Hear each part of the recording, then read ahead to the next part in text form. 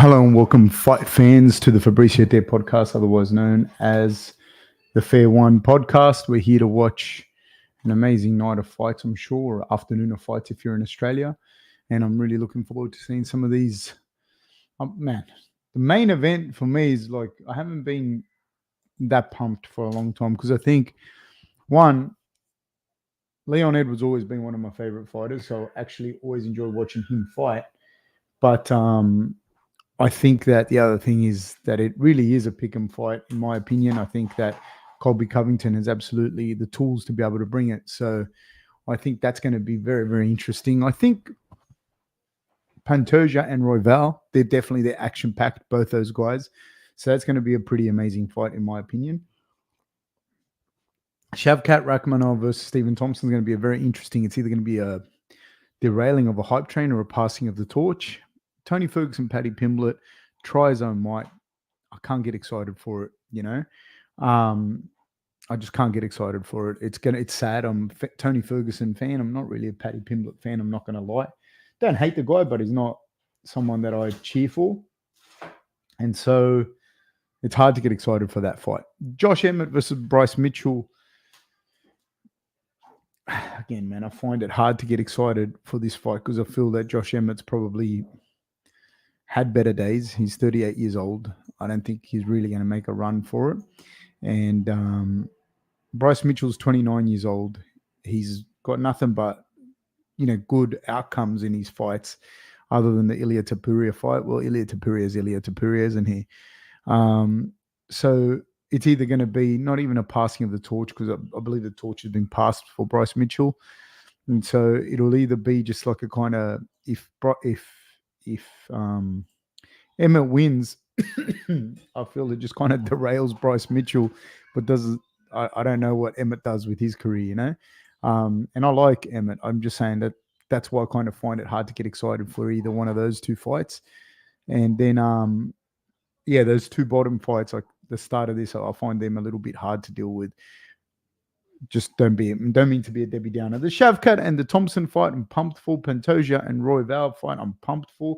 And the Covington versus Edwards, I'm absolutely pumped for. What have we got here? Oliver Ekman says, let's go. What's up, Fab? How are you guys? Kenny says, hello, brother. Hello, Kenny.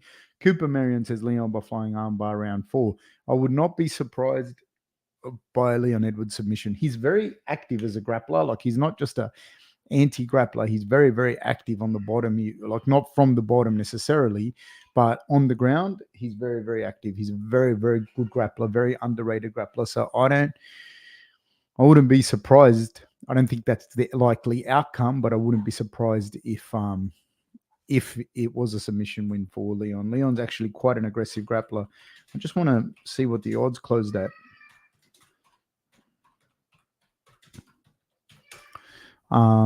Just now where it's at on Sportsbet. So yeah, Bryce Mitchell's a heavy favorite to win in this one. Hold on, let me just see. They've only got.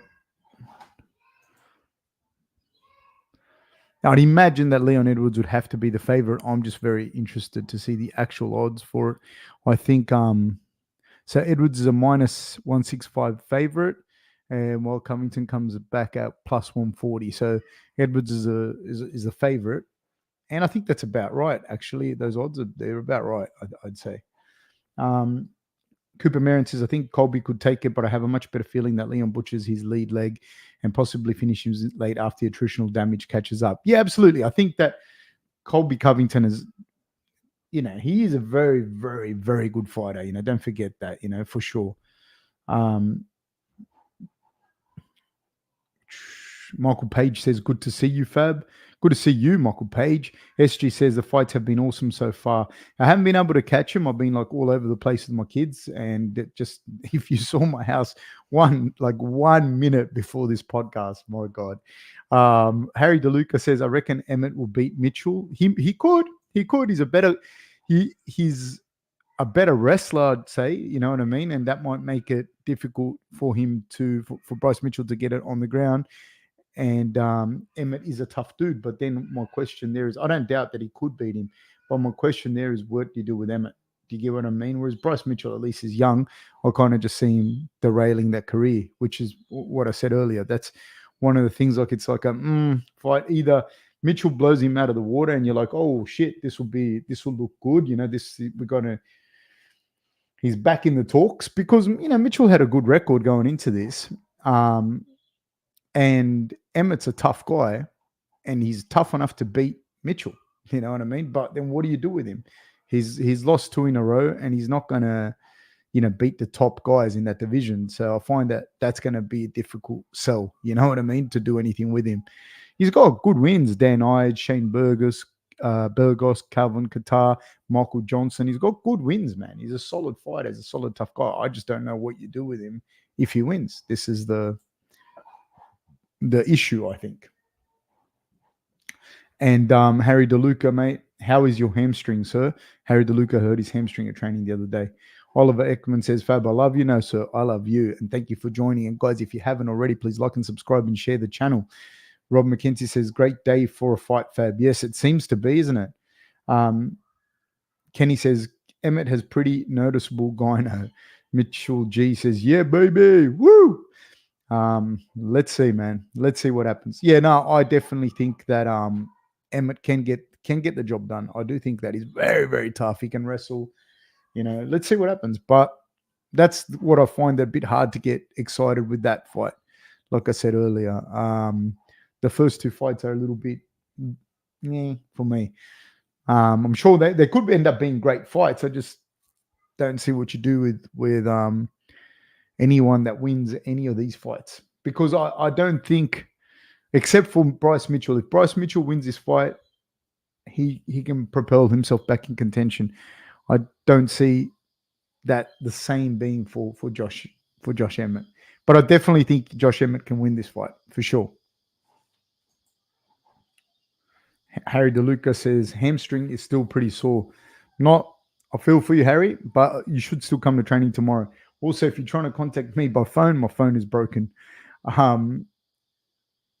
Joseph says, yo, what's up, coach? Really looking forward to the last pay-per-view of 2023. Yes, sir. Likewise. Cooper Marion says, I feel like Bryce won't be able to take him down, which leads to bad things for Bryce on the feet, unless Josh got old overnight, which could happen at any point at his age. My thoughts exactly, Cooper Marion. Mitch G has a laugh. And Kenny says, Coach, do you have a guess on what percentage UFC fighters are on juice? I've had my suspicions on and I won't say which boys you've had the suspicions on. I would say the percentage is high. I'd say the percentage is somewhere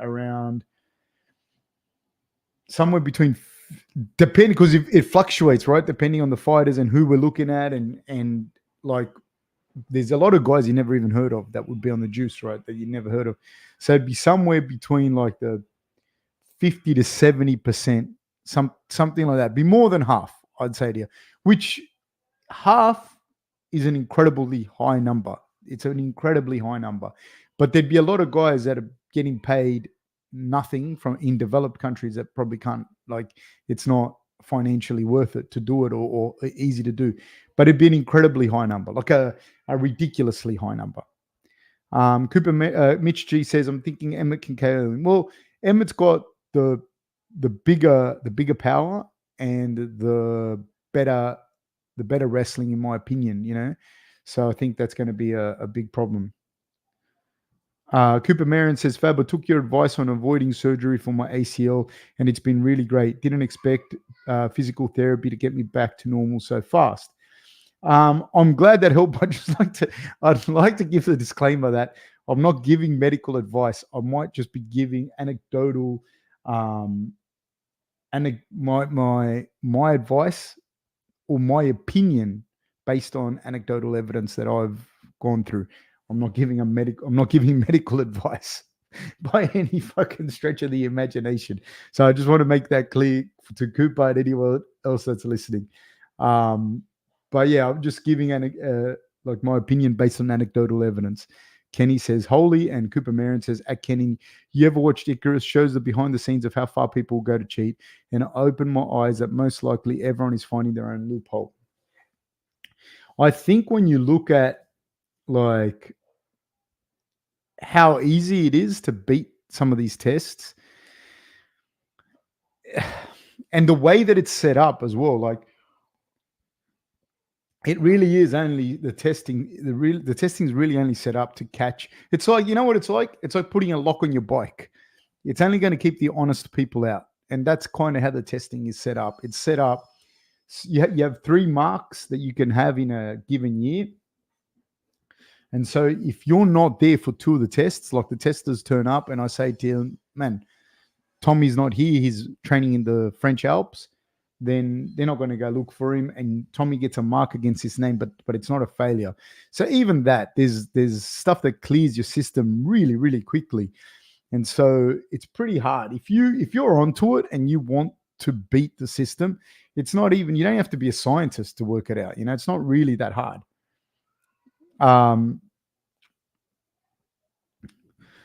Coach Joseph says, Coach Fab MD, laugh out loud. Cooper says, oh man, so you mean when I asked you, when I quoted you to my doctor, it wasn't physician approved advice? If you quoted me to your doctor, they'd probably slap you. Cooper Marion says, I might have to make some phone calls after that admission, Fab. Harry DeLuca says, I'm watching the fights and fight companion at mine with Jed, and he says Covington is going to win the fight and Trump will win the election. Both of these things could happen, and Jed should really be training. Let him know that. Yes, he could. Both those things could well happen. This is, as a matter of fact, there'd probably be a correlation between Covington winning the fight and the masses in the UFC voting for Trump. I do think there'd probably be a correlation with that. Having said that, I'm neither giving a political opinion one way or another. I'm just saying that I do think that there'd probably be a correlation between those two things occurring. So I'm pumped for it, man. I am overall. I'm pretty pumped for the card. I would have really liked to have seen, I guess that's another reason why I wasn't that pumped for it, but I would have really liked to have seen the fight between Ian Gary and Vicente Luque. That would have been really interesting, in my opinion. Vicente Luque feels like he's been around forever, but he's still a relatively young guy as well.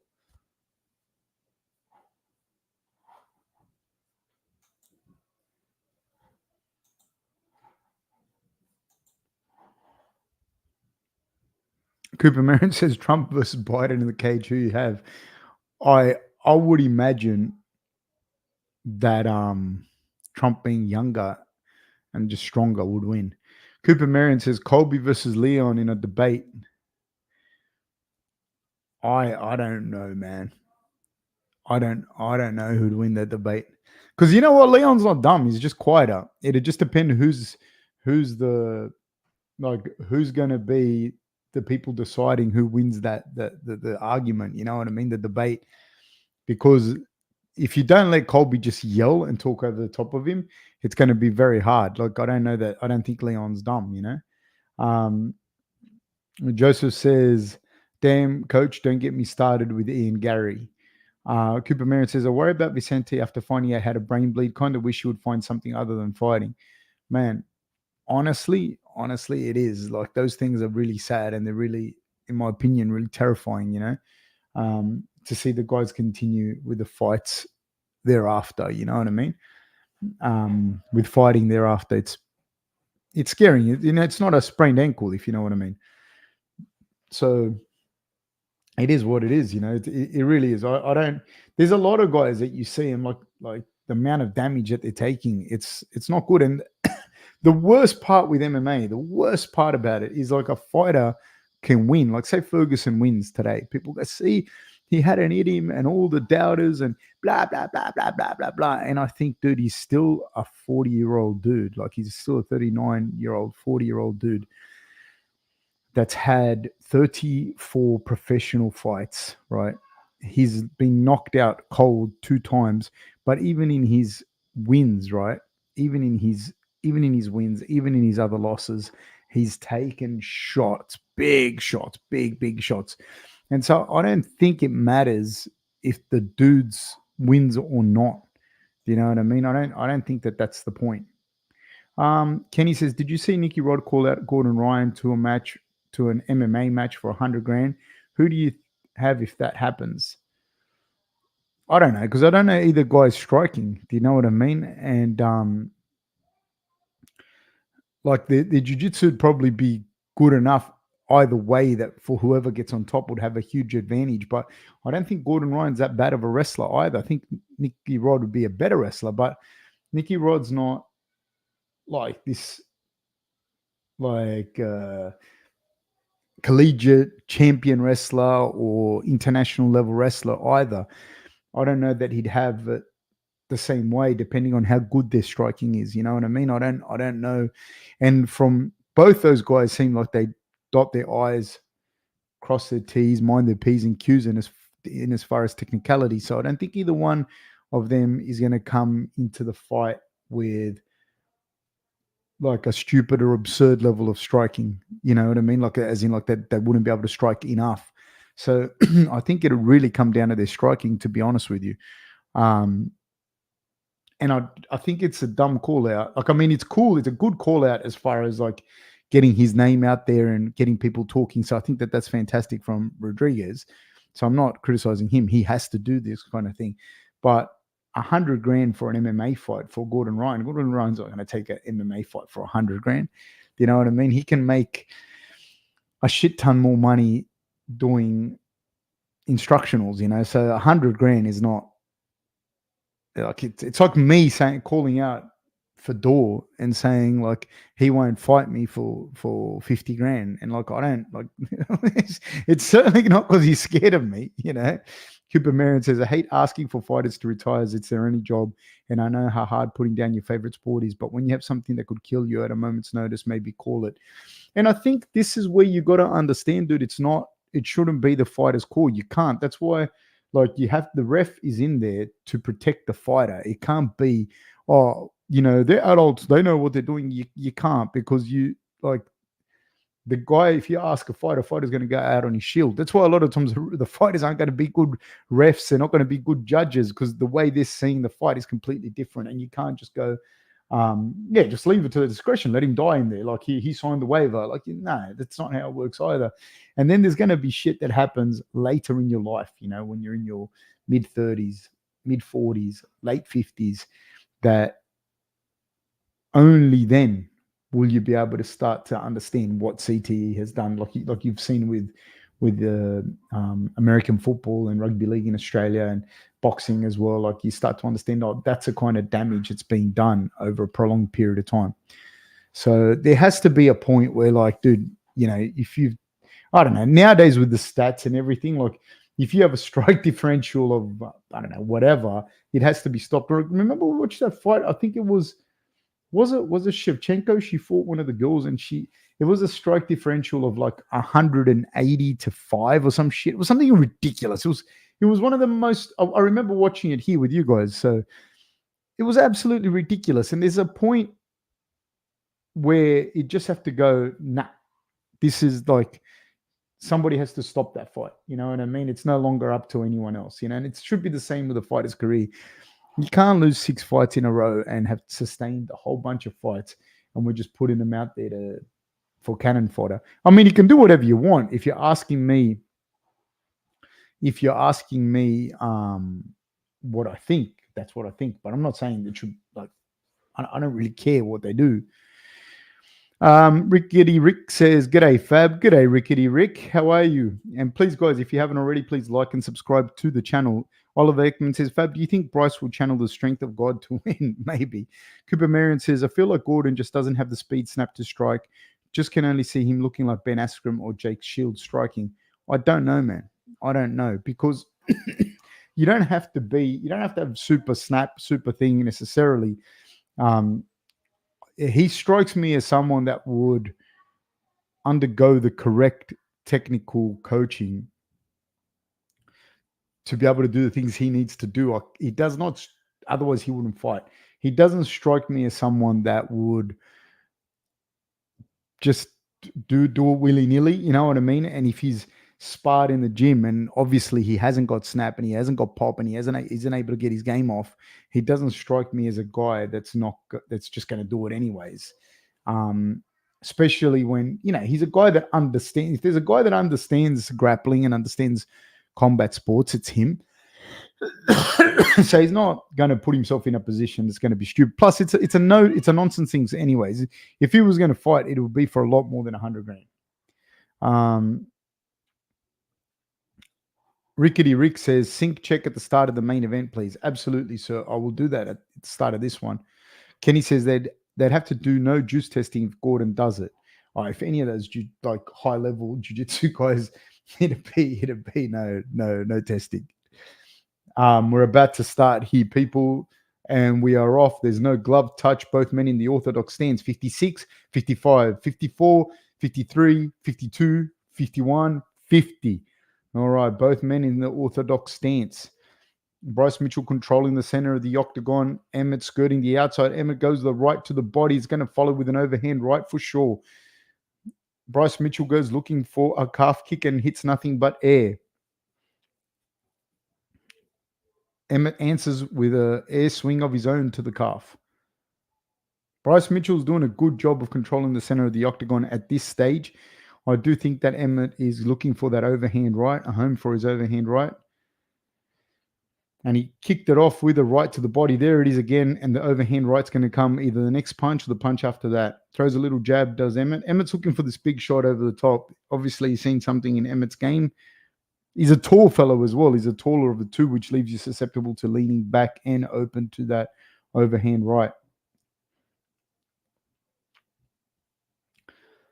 I love a lot of the times, not accusing anyone of anything, but I just love sometimes these guys that are like almost 40 and they look jacked and fit and just full of life and vitality. And it's amazing what good nutrition and training does for you. There's a right hand to the body again by Emmett. Cuff kick goes looking for it, does Bryce Mitchell. The thing is, when people are asking about steroids, like I've seen the difference so much, man, in really gifted guys. And I haven't really seen a lot. I'm not saying yes or no or the other, but I just haven't seen a lot of athletes do well after their mid-30s that are clean. I just haven't seen it. Oh, shit! He killed him! He hit him with a huge right hand.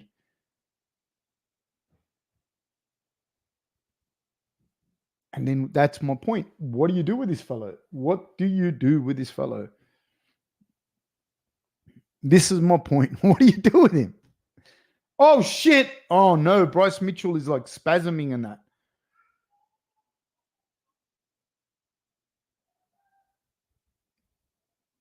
Wow. He was spasming bad.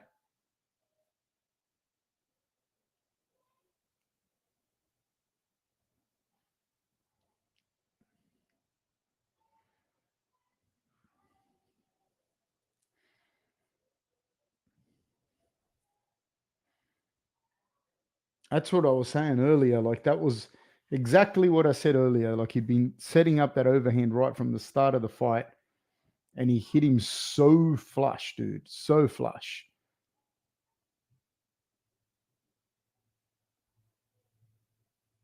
Wow. There he is. Drops that level and throws that overhand right. Such a good punch for short, nuggety dudes.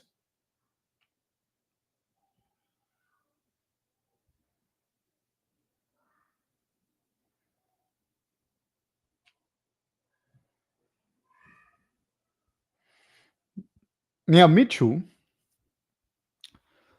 like, he's gone out of the title contention, at least for now. And I don't know what you do with him. I just don't know what you do with him. Wow.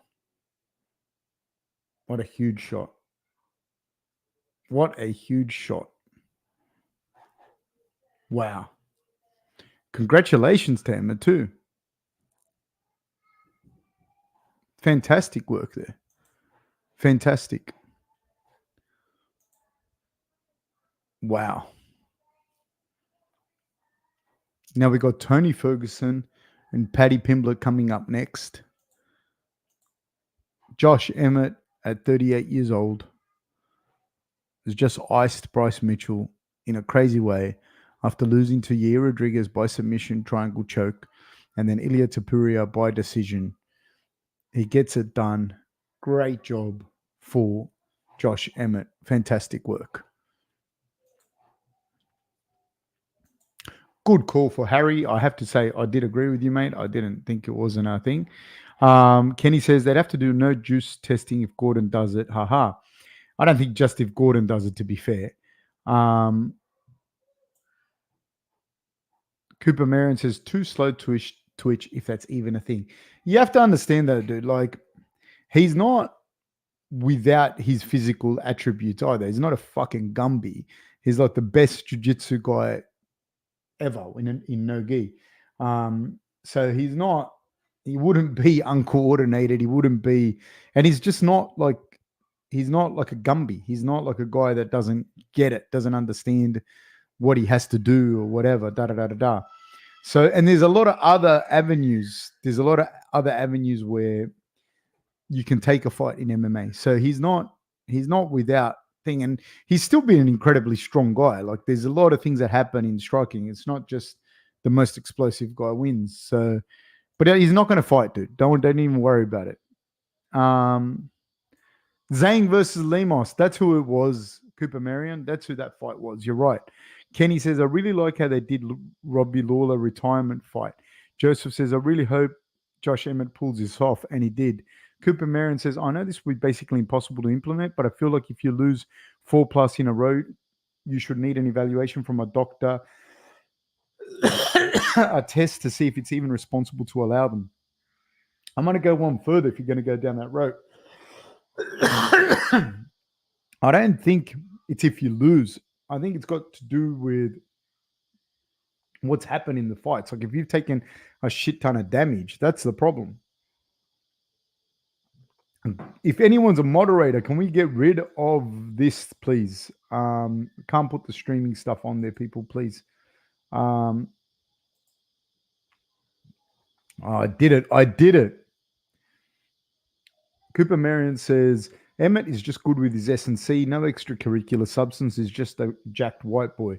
He most certainly is a jacked boy. He is. Oliver Ekman says, I got it, Fab. It's all right, Oliver. I appreciate it. Thank you, man. Cooper Marion says, I was walking back to my TV as you yelled, missed the whole thing. Well, I hope I served some purpose now. Kenny says, dang, hope Bryce is good, man. Bodybuilding News says 29 now with more brain trauma. Yeah, some of the shots, man, that these dudes are taking, like, they absolutely do affect you.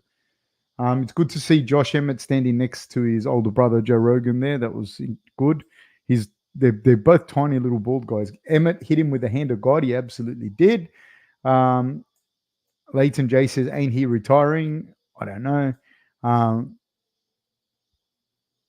Okay, I'm just going to skip a few guys. Sorry about that. Leighton J says, Yamasaki would have let him go out like a warrior. I think that ref, the one that refed Bobby Green, he would have let Bryce Mitchell take another 22, 24 shots, something like this. Yeah. Kenny says, I think Emmett would stomp in BKFC, probably. Joseph says, Coach Fab, Josh Emmett, and Joe Rogan fighting to see who's got the shiniest head. Man, that was a big shot. You could see him setting it up, too. You could see him setting it up from the get-go, you know what I mean? You could see him doing it. So now we're going to see Tony Ferguson versus Paddy Pimblett, a fight that, like, I have no interest whatsoever in. I'm not saying it won't be exciting. I'm not saying anything, but I just don't see what they do. Like, I like fights that are going somewhere. I don't know. I don't know. I don't really like fights that are going nowhere, in my opinion.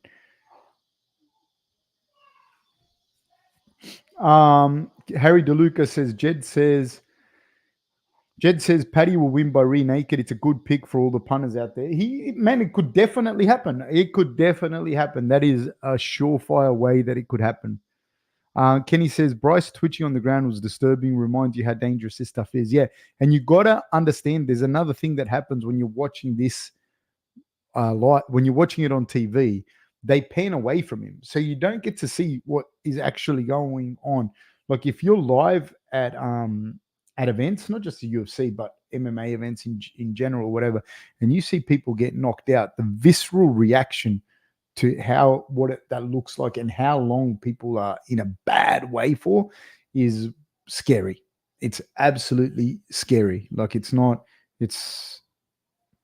crazy. You see people are out for a long time and then they're sitting on the stool for ages, and out the back they're not good. Cooper Marin says, have you kept up with the Tony Ferguson, David Goggins arc? Not at all. Zero. Joseph says, power slap promos are so cringe. How is that even a thing? If you talk, you can't talk. That's like saying, right? That's like saying, I run American Football League, right? Or I have an American football team. And I am concerned and worried about mitigating. I want to mitigate the amount of CTE that these football players sustain. Everyone's with me, cool. But I also run a headbutting league where they put little pillows on their head and they just fucking headbutt each other as hard as possible. But on the same token, I want to talk about mitigating CTE and that. This is scary. Oliver Ekman says, who's going to carry the boats? Bodybuilding News says, have you seen the video Joe Benavidez wake up and he's screaming at the top of his lungs, still not aware? I have not, but I knew that he was going through some real heavy shit. And I'll tell you something further to that. Like on my podcast, I had a guy named, what's his name? Willie Tonga. Good guy, really, really good guy, you know. And he was a rugby league legend in Australia, you know. And he spoke about being knocked out like 70 times or something like this. And he would wake up at night while he, been asleep or whatever. And he'd wake up and didn't know where he was. He didn't know where he was, and he'd just be laying there going, where the fuck am I?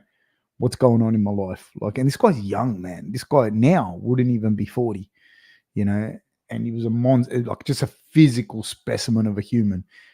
And if you talk to him about he's all good, everything's great, he's a great guy.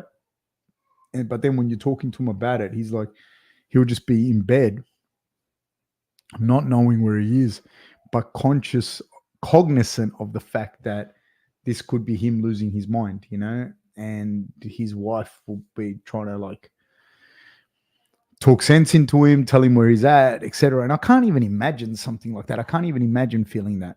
But Kenny says, I think Pereira was out for a good 4 minutes plus after Izzy KO'd him. Yeah, he was out for like 5 minutes, you know. Kenny says, headbutting, what the hell? Cooper Marion says, holy shit, the headbutting analogy was perfect. My dad, who just played high school football, got knocked out like 20 times. I can't even imagine the pros. It's insane, dude. It's like any of those rugby codes, like American football codes, they're crazily dangerous for your brain. You know, they're incredibly dangerous. And even like sports like soccer, where you're headbutting the ball all the time, that's not good for your brain. You know what I mean? None of that shit's good for your brain.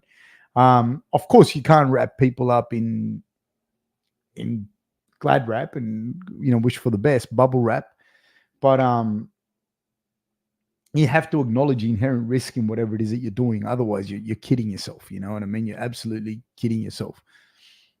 I do think that guys like Tony Ferguson, whether he wins or loses is beside the point. That's my honest thing. Leighton J says, what do you reckon about NRL going over to States? Good if it takes off. I mean, I have no idea. Like, great, good. It'd be hard to, though, because you're going to be competing with American football and rugby unions over there. But rugby union is like rugby union, and I know the NRL players. I prefer rugby league to rugby union, okay? But rugby union is definitely played in more countries at a higher level than rugby league is. If rugby league, 3 countries really play it like proper, they're going to play it. That's England, New Zealand, and Australia. right?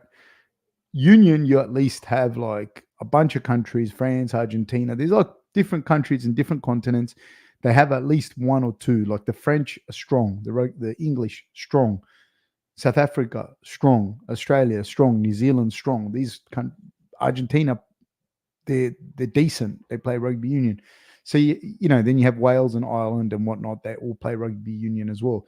You don't have that mix in rugby league, and it's you see these guys playing in the US. I don't know how much the US actually goes, let's go watch rugby union. I'd find it hard to imagine people watching rugby union over the sports that are already massive over there. And then you got Major League Soccer that's doesn't compare to the NBA or the NFL or baseball, hockey, these sports. And then soccer's like a tier below that, and it's way bigger than union. So I don't know. And then you're going to take NRL over there. I don't know. Cooper Marion says, at least it's gotten a little better. My dad would tell stories about his coaches congratulating him for still playing in if he didn't remember the last few plays. Dude, I've worked in rugby league. I've worked with certain teams. This may or may not be true. I may just be making this up for the views. I won't say who. And in some of these younger teams, like I've seen kids get knocked out asleep and then put back on the field. So it's pretty insane. Kenny says, Paddy looks healthy. Oliver Ekman says, Malibu's most wanted walking out. Oliver Ekman, Bodybuilding News says, nobody in the US is watching rugby. There you go. And so if nobody's watching rugby, no one's going to be watching the NRL over there. You know what I mean? It's even less. Like, even less people are going to watch it. Put it this way, dude. Like, in a country that it's the most popular, and it's in Australia by far, and I'm pretty sure that the most watched event on Australian television, like year to year, is the State of Origin, which is like, I don't know, how could I explain State of Origin to people from overseas? It's like fucking All-Star Weekend, but it's a best of 3 series, but they play 3 games. It's kind of like this, but it goes over, I don't know, a 5-week period or something. It's the most watched thing in Australia by far. The ratings Origin night just smashes it. And that is an East Coast phenomenon. It's probably like everyone would watch it, but it's an East Coast phenomenon. Like it's the State of Origin is Queensland versus New South Wales. So it's 2 states that play it. There's been experiments before with Super League where, New Zealand was a part of it, blah, blah, blah. But really it's two states. And that's the most watched thing. They don't play rugby league in WA. They don't play rugby league in SA. They don't play it in Northern Territory. They don't play it in Melbourne, but not really. Tasmania, no. You know what I mean? Like, not even in all of Australia do they play rugby league. Leighton J says, yeah, it's a money grab for NRL gambling sponsors, etc. Yeah. I mean, are they going to play games over there? Yeah, cool. You know what I mean? That's mad. But I don't see the NRL in itself taking off in the US. No. Cooper Marion says, I hope Goggins is just in his corner to yell, stay hard over and over at him. Harry DeLuca says, power slap is underrated. Top 5 favorite sports for sure. I understand that, Harry, that you like power slap. I don't deny that there are people that like power slap. I'm just saying that it is an incredibly brain damage inducing sport. Cooper Marion says, holy shit, I was joking. Goggins is actually in his corner. Is he going to coach him on pull-ups and marathoning? I think also when you're at this point, Goggins not just, the cornerman can only do so much. So if you want to have Goggins in or your mum there, that's fine. You know what I mean? That's cool. He'd have his other coaches and that there as well. But there's also, I think, just a marketing thing that you do when you have these big names in there. See, 39, 28, these are their ages, 5'11", 5'10", and the weight's the same. There's a little bit of a reach advantage for Ferguson. Paddy Pimblett's a big boy too, man. Like, I think this will be close for about a round, and then Pimblett's going to bash the shit out of him and still pretty much leave it all unanswered as to how good Paddy Pimblett actually is. I think this fight does nothing for anyone. And if Ferguson was to win, I don't know what the hell that does for anyone. Joseph says, power slap is what my wife does every time I forget to properly load the dishwasher. Cooper Marion says, my pay-per-view froze, which sucks. Cooper Marion, stay with us, brother. Stay with us. I will do my best to give you the whole experience. One thing I was going to ask you, Cooper Marion, you're in Texas, eh? So I know that there's like a big rugby union team in Texas. It's probably one of the bigger ones. Is it unheard of there? Like, or does anyone give a shit that it's there? Rickety Rick says, Fab, what do you think of Tony training with Goggins? Man, he can train with whoever he wants, I think. Like, the other thing is it doesn't matter a lot of the times. Sometimes you need something that motivates you, that changes you, that whether it's good or bad, it's beside the point, dude. It's like, if that's what you need at the time, then so be it. Joseph says, whatever happens, hope Tony stays in one piece. Me too, mate. Me too. Kenny says, GSP at the greatest corner, those are Zahabi, Blanco, Roach, and Danaher. And we're about to kick off. Man, there's a lot of fighters that have had great coaches and great corners. They just don't have the names. 57, 56, 55, 54, 53. It's whoever works for you. There's no glove touch. Paddy Pimblett came out to glove touch him, and Tony said no. Paddy Pimblett looked to jab there, switches to southpaw stance. Oh, a 2-1 or a 1-2 rather from the southpaw stand landed by Paddy Pimblett. Both men exchanging. They're well within distance. Nice calf kick landed by Pimblett. They both exchange. Tony's landing. Oh, did he get dropped? Or no. I thought Pimblett got dropped, but no, as he kicked, Ferguson kind of landed a shot. Calf kick lands again by Pimblett, but Pimblett switches to the southpaw stance. Ferguson's coming forward very, very aggressively. But in these exchanges, like whilst he may land on Pimblett, and he's coming forward strong, the worst double leg I've ever seen in my life by Paddy Pimblett gets stuffed by Ferguson. Whilst he's coming forward like this, I don't see this benefiting him massively in the exchanges against Pimblett. Having said this, I don't see anything in Pimblett, even if he was to win this, that is world-beating, in my opinion. Ferguson's a very tough customer who goes looking for the massive overhand right as Pimblett kicks the calf. He's definitely feeling it in the calves, is Ferguson. 3:35 to go in the first round. Nice little liver kick, partially blocked by Ferguson. Another calf kick lands by Pimblett. Pimblett goes looking for a jab to the body. Oh, nice left hook lands by Ferguson on Pimblett. Pimblett's holding his chin very high up in the sky, leaving him open to shots. He's much bigger than Ferguson, but nice little body shot by Ferguson. Oh, nice little leg kick lands by Pimblett. Ferguson lands a shot to the body of Pimblett. Pimblett lands another kick to the lead leg of Ferguson. Just watching this like this, I don't see Paddy Pimblett with this performance, even just from what I've seen so far, beating the top guys in this division. Of course, there's other fights that I've seen of Pimblett that I don't think he beats the top guys in the division either. Ferguson's pushing him back against the cage, looking for that overhand right. Nice little jab to the body by Pimblett. Ferguson with a little front kick to the body, and then a leg kick, inside leg kick, and another calf kick lands by Pimblett. Pimblett goes looking for a right hand. Oh, Ferguson lands another left hand on the exposed, lifted chin of Pimblett. Pimblett needs to keep that chin down, lands a beautiful calf kick, lands a 1-2 on Ferguson. They land, oh man, Pimblett's face is getting bloodied up. He's holding his chin high. Both guys exchanging now. Both guys exchanging. Some shots have landed by Pimblett. Pimblett's holding his chin way too high. Oh, another calf kick lands, but Ferguson keeps landing that left hand on Pimblett.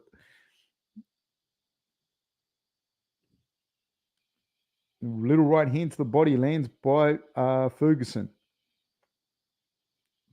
Pimblett once again goes looking for the jab to the body. Lands a little combination, does Pimblett. Both men exchanging another right hand landed by Pimblett, then a front kick to the body by Pimblett. Pimblett swing on a calf kick but loses his balance and falls. Inside leg kick by Ferguson. Ferguson's showing some swelling around that calf as well. Like, it's pretty bad, man. I don't know how many shots he can take like this. Oh, Pimblett holding his head so high. Oh, lands a huge combination on Ferguson. Definitely affected. Ferguson lands a flying knee. Ferguson is down. Pimblett goes for the rear naked choke. No, he misses it. He's off. Ferguson scrambles. He's in guard. There's 48 seconds to go. Big shots landing by Pimblett. Pimblett lands a right hand and a left and a right. Ferguson may survive this round unless Jed, the Prophet, gets this right and gets the rear naked choke. Is Jed going to be right about this? He's extending Ferguson out. Ferguson is in a world of trouble. Huge ground and pound landing by Pimblett. Just call the fight. Just call the fight, please. Just call the fucking fight. Call the fight, people. He's landing shots. Ferguson is in a world of fucking trouble. As Pimblett keeps landing shots, Ferguson is defending himself. He is defending himself, but to what end? This is nothing good for Ferguson. There's 6 seconds to go. He will survive this round. He will survive this round. But he took an immense amount of damage. An immense, huge amount of damage.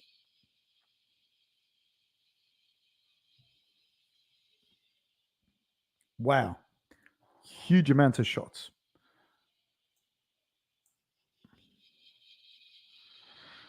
Huge amounts of shots landed there. And I don't understand what the hell, why we watch, why, man? Like, I don't see anything that this fight does for anyone other than sell shit, you know? Cooper Marion says, I had legitimately no clue until you just let me know. I don't think I've ever seen a rugby ball in person or on TV or at any bar or anything. There you go. Huge shots landing by Pimblett. Bodybuilding News says, I know a guy who was on the US international team for rugby. It's not unheard of, but like, you'll never go into a bar and it has a rugby game on, and they've shown cherry pit spitting contests. Yeah, I've been to, in the US, I've seen dudes racing like power saws or some shit like that. It was, yeah. I've seen, Cooper Marion says, I've seen arm wrestling, horseshoes, but never rugby. Agreed. We're off 57, 56, 55, 54, 53. Combination lands by Pimblett after he lands a calf kick. I don't know how much Ferguson would have left in his shots after getting walloped in that first round. But I don't like the way Pimblett stands, man. I don't like how he stands in his stand-up. I don't see him being able to really hang with these better lightweights. You know, I just don't see it. His chin is very, very, very high. And he gets hit. Oh, Ferguson goes looking for a high kick, misses, slips, falls, and Pimblett is on top. Ferguson is hitting him with huge elbows from the bottom. Hit him with two big elbows, you know, like the kind of 12 to 6 elbows. Looking for a triangle here is Ferguson, but he's not going to get it. Pimblett's very savvy to it. He's got very, very good posture. This posture like this one, the guard's kind of closed and you have your hips above the hips and the chin above the chin. It's perfect for ground and pound, and you can't land the shots on him.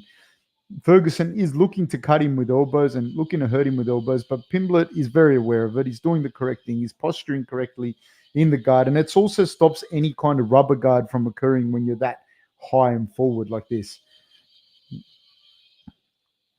And this would be taxing for Ferguson on the bottom like this. This will be incredibly taxing. I cannot even begin to explain. He's got a closed guard.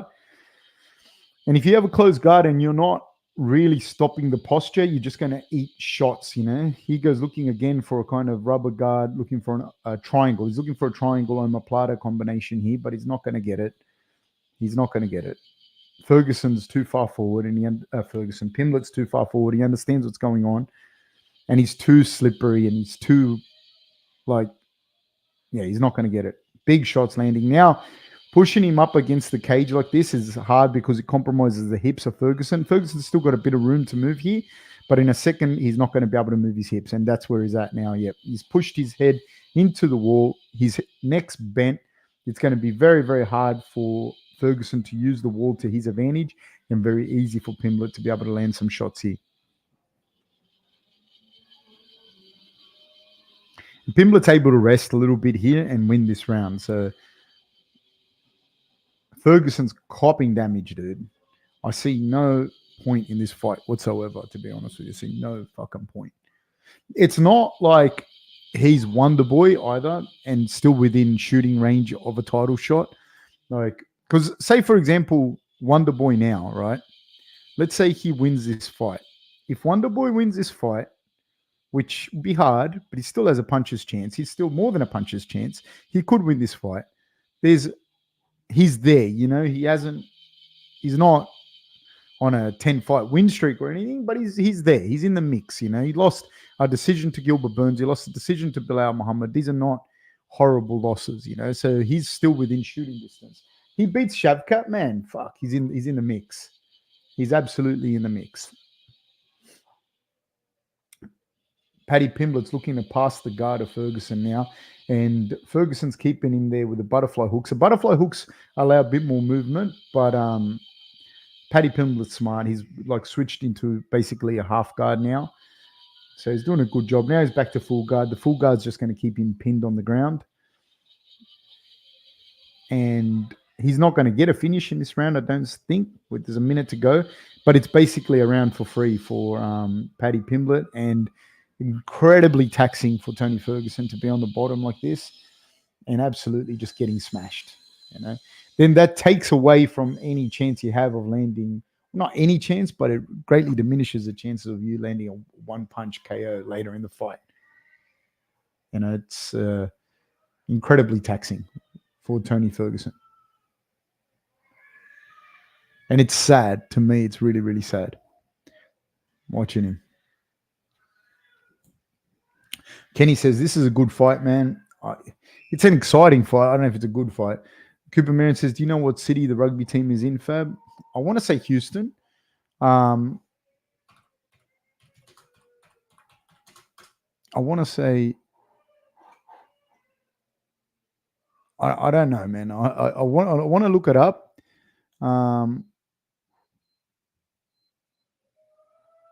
Yeah, I don't know. I don't know. The Dallas Jackals. So it was in Dallas. So Tony Ferguson just took a mad hiding that round. I don't know what Goggins is saying to him. If that is Goggins, is that Goggins saying stuff to him there in the corner there? I don't know what he's saying to him. So I'm going to skip a few people.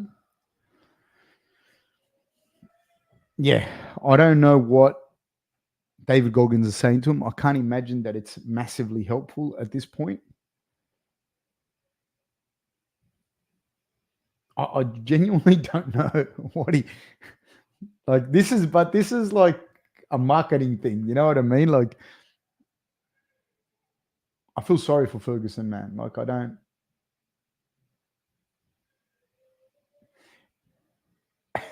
And the role that Goggins has as a coach is what's a little bit scary as well. Because one thing is he trains him and he trained with him and he's in his corner. That's one thing. Another thing is you having him as like now like almost like the lead cornerman. That's a little bit much. Ferguson still doesn't want a glove touch, and Pimblett's offering a glove touch, and Ferguson wants no part of it. 51, 50, 49, 48, 47, 46, 45, 44. Regardless of what happens here, I don't think Pimblett is going to do that well in this division.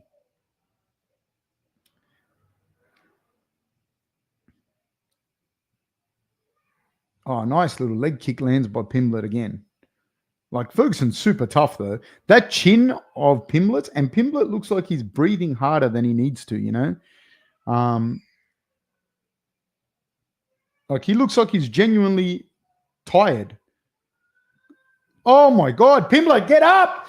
My God, he's On his back, he flops to his back, does Pimblett, and Ferguson asks him to get up.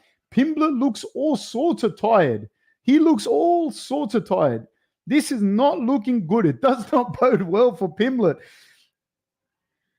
Pimblett lands a right hand on Ferguson. There's 3:46 to go in this round. Ferguson lands another kick to the body. Ferguson, dude, Pimblett is shooting worse than my daughter. Like, my 4-year-old daughter does better shots than that. She would get in so much trouble for shooting like this. So he takes Ferguson down. Pimblett is very, very, very, very tired, right? Ferguson's looking for a triangle choke here. How tired Pimblett is, man. How tired he is. Nice little elbows landing by Ferguson. Pimblett looks exhausted. He looks like he's dead. He looks like he's so gassed.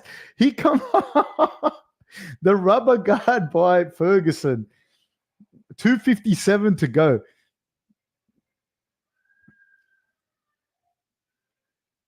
Pimblett looking to pass. He's looking to pass. This is, I mean, as tired as he is, though, this is incredible, much more taxing for Ferguson. Ferguson's landing elbows from the bottom on Pimblett. Pimblett is so tired, man. 2:37 to go. 2:35 to go. You know, the thing is that tired and he's still winning this round. But he's not beating any of the top guys. He's not even beating like mid-tier guys. Ferguson's looking to escape and take the back, but he's missed out on that. He got his butterfly hooks back.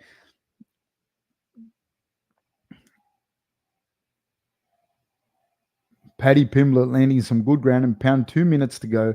He's going to hold Ferguson down here and he's going to win this decision.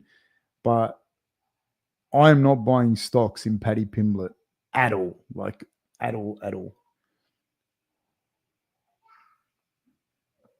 Ferguson can't win the fight. He might win this round if he really hurts him from the bottom, but he loses the fight.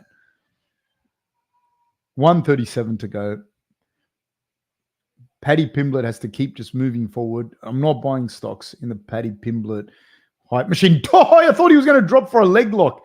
It'd be utter madness. If he does. He's got to be careful. He's got to have both arms in, or Ferguson could land a triangle. 1 minute and 13 seconds to go. Paddy Pimblett needs to keep this guy down on the ground, or Ferguson can get this win. How tired this guy is beyond me. It's like just so incredibly tired. It's like he didn't know the fight was going to be 3 rounds.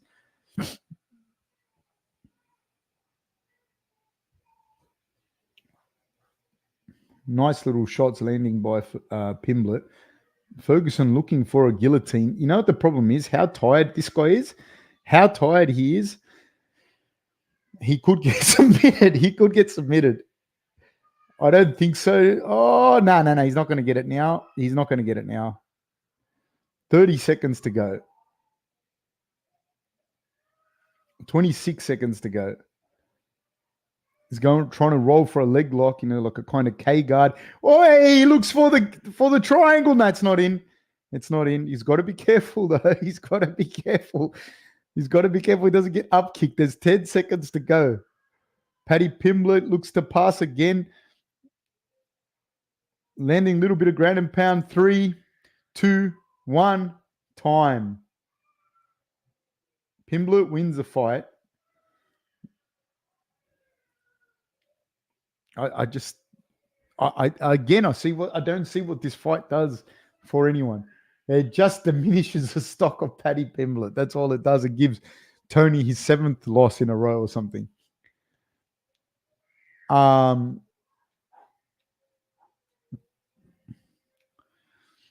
Goggins asking Tony who's going to carry the boats. Oh, so that's where that was from. I had no idea what that was from. Cooper Marion says, I literally live in a Dallas suburb and have never heard anyone mention going to a game. That's honestly wild to me, as I've been to and heard some niche sport events, but no jackals. Apparently they won the title like 3 times in a row or something. You know what I mean? Oliver Aikman saying, he's saying they don't know you, son. No, they don't. Kenny says, I think Paddy broke his nose. Oliver Ackerman says he's so tired because he didn't have Goggins in his corner. Bodybuilding news is a legendary UK wrestling. Kenny says Goggins telling Tony to get up. Kenny says it started out good, but Paddy just dominated. Randy says, hi, Fab, looking sharp. Hey, Randy, how are you, my friend? Thank you for being one of the originals, Randy. Guys, please like and subscribe if you haven't already. Cooper Marion says Bobby Green would murder Paddy. Bobby Green would obliterate him, dude. Obliterate him. This is like, he's surprisingly bad. Like, surprisingly bad. Like, I don't even get how you, like, yeah. Good for him to have the hype behind him that he does. Do you get what I mean? Good for him to have the hype behind him that he does. And he doesn't seem like, I don't know, but the monsters at lightweight division, different animals, man. And for a young man that should be kind of like hitting his peak kind of thing, like, this does not bode well for him.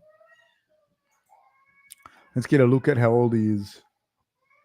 Yeah, man, he's 28 years old. Like, you'd want to have seen a bit of a better performance from him in that fight. Like, that was the give me fights of all give me fights, and in my opinion, that was pretty bad.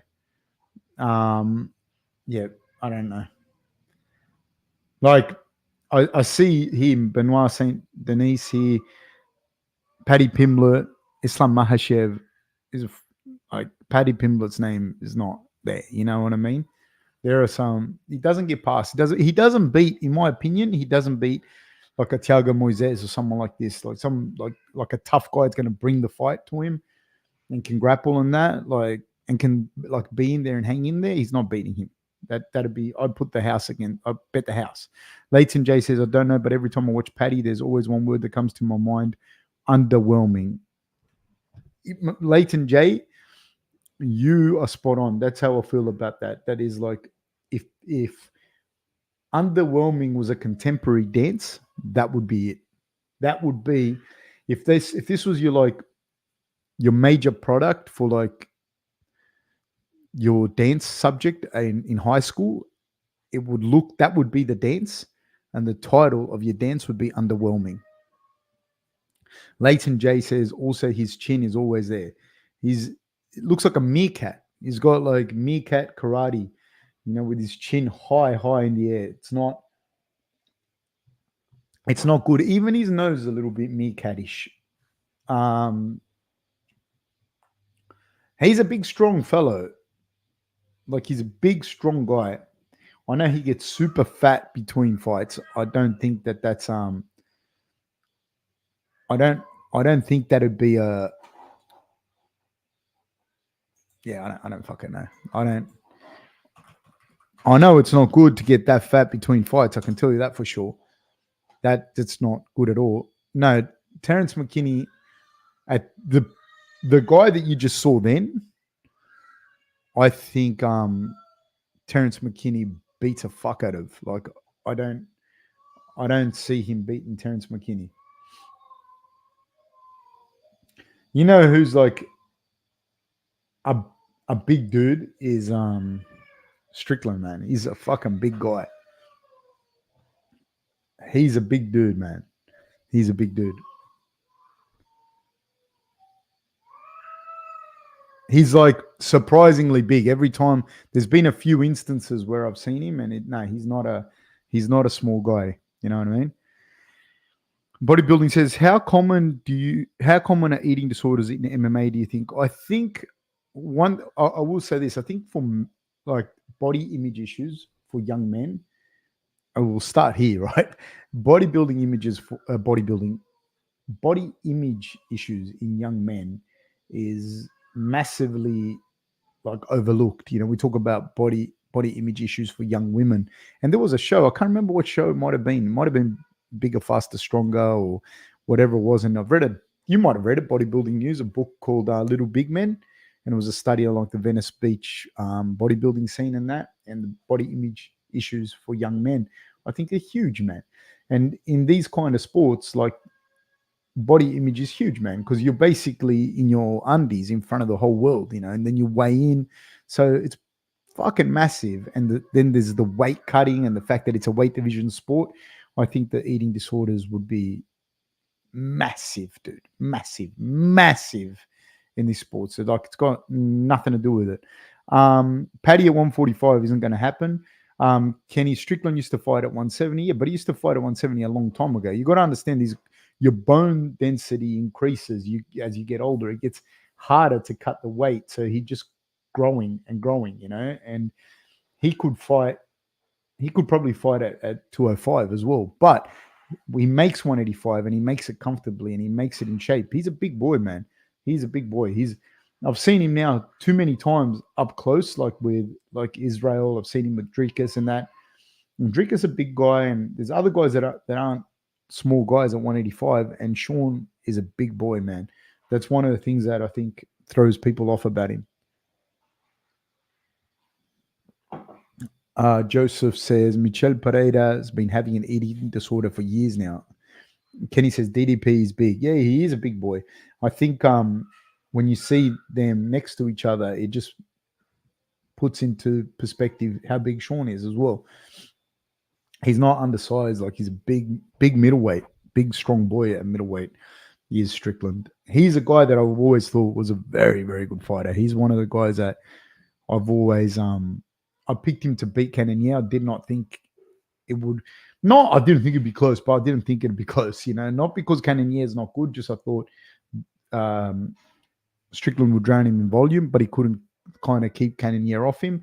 But I think that if they were to fight again, Sean has learned a lot. Like he's learned a lot. He's gotten very, very good, and I think he just turn on the volume at the end of each fight, at the end of each round, rather. Sorry. How tall is Strickland? I think he's 6 foot or 6'1". Yeah, it's 185. And Drikas would be about that. You can't be too huge either. You know what I mean? When you're fighting in that division at that particular second. Yeah, they're about the same. You're about the same height. It's 6 foot. Just comparing him to other guys though, when I've seen him, he's just not a small guy. Kenny says, I think you may be right. Strickland trains with Magomedov a lot and he's 205. Man, he's no fucking... No joke. Not a little guy. Robbie McKenzie says, who gets paid more? The guy that promoted himself better or the best fighter? Oh, the guy that promotes himself more, for sure. But like it's easier to promote yourself if you're a better fighter. That's the truth of the matter. Bodybuilding News says, Bigger, Stronger, Faster was an excellent movie. Watched it as a teen and was my first eye-opening experience in the world of performance enhancement. Yeah, it's pretty cool. Have you read Little Big Men? Leighton J says, Shavkat, round 3, re-naked. Could be. Bodybuilding News. He could get clipped here too. Bodybuilding News says, I had some of the toys they talked about as being bad for male self-perception. Yeah, man, like the G.I. Joes and all that shit. I remember He-Man when I was a little kid. And He-Man, compared to He-Man then in like 1985 to He-Man in fucking nowadays, two different things. Joseph says, oh man, here's another one that I can't watch. Still can't believe they did Wonder Boy like this. The fight game is brutal. Yeah, and like I said, Wonder Boy has much better chance of beating Shavkat than and there's much more of an upside to beating Shavkat than there is for Ferguson to be slaughtered by Paddy Pimblett.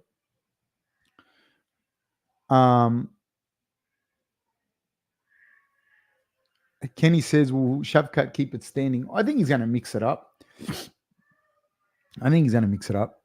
Leighton J says, breaking news, DDP and Sean just punched on in the crowd. Oliver Eckerman says, you know what I'm going to ask? Did they really punch on in the crowd? Because I honestly don't think that they wouldn't even get along. I think they'd be all right with each other, to be honest, in real life.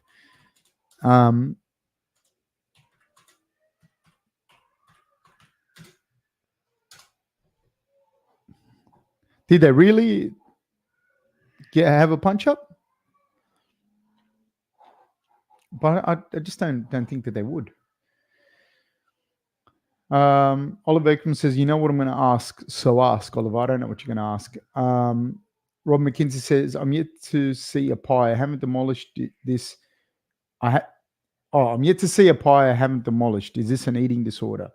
No, I think you probably have a grip on that eating thing. I've seen kids like it's sad, man. Like it's a very, very tough thing. The weight division sports and the body image and everything. It's tough. Leighton J says, "Yeah, they did." Joe just said it on the broadcast. Oh my god. Kenny said Strickland seems like a hothead, so maybe. Oliver Ekman says DDP kept bringing up Sean's dad beating him yesterday. Oliver Ekman says, "I think they would." Yeah, you know what? I think Sean would, though. I think Sean would just fight. But you got to understand something as well. I don't think, like, say, for example, for me, right? You can't look at it as yourself. For me to fight someone in the crowd when I'm out and about, I can't imagine how much that would take for me to get there. I don't understand. I don't even get it. But for someone like Sean, it's different. Like I don't think he'd have to get to the level of anger that I would have to get to fight. I think he would feel a level of anger and he'd just fight. Whereas for me, so it's hard to gauge that. Like it would be monumental. Like, you know how Leon threw the microphone at Colby? If I threw a microphone at someone or something, I would talk about it for the rest of my life. Like, I can't imagine getting to that point of anger, but it's a different setting. Heath Perry says, "Love listening to you commentate, mate. Turn the sound off on the pay-per-views. Cheers, legend." Heath, thank you, man. It's so flattering. I really appreciate you guys being here and we can watch this and enjoy ourselves. So thank you so much. Harry DeLuca says, "Shafkat going to win via finish on the fence." Also, did you see that clip of him talking about horse meat being his favorite because of all the vitamins it has? I have had horse meat many, many times, Harry. I just want to say Harry is a fucking champion, and this guy, buy stock in Harry DeLuca if you can. He's going to go all the way in the UFC. Mark my words. I'm saying it here. Whether he's training with us at the moment, he maybe keeps training with us. Maybe he doesn't. Who knows? But he's going to go the whole way. You will hear of Harry in the UFC or one of the big organizations. And then you can say you knew him when. But going back to the horse meat, I've had horse meat many, many, many times. In Japan, I've had it horse sashimi. I've had horse thing, and it's good meat, man. It's a really, really good meat. It's kind of like beef, between beef and venison, you know.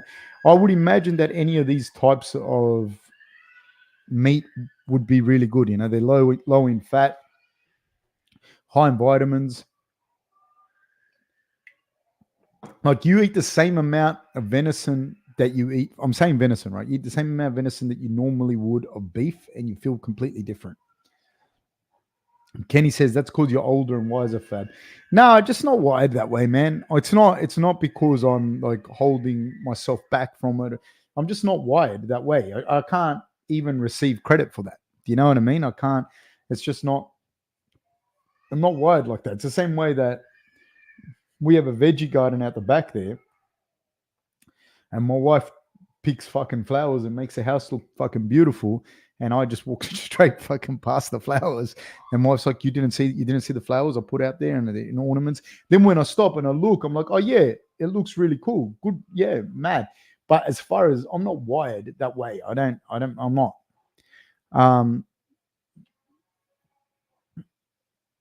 Cooper Marion says, "I think Sean is waiting for a reason to fight at all times, basically." Yeah, there's a lot of people like that. I think Drickus is probably wired the same as well. You know what I mean?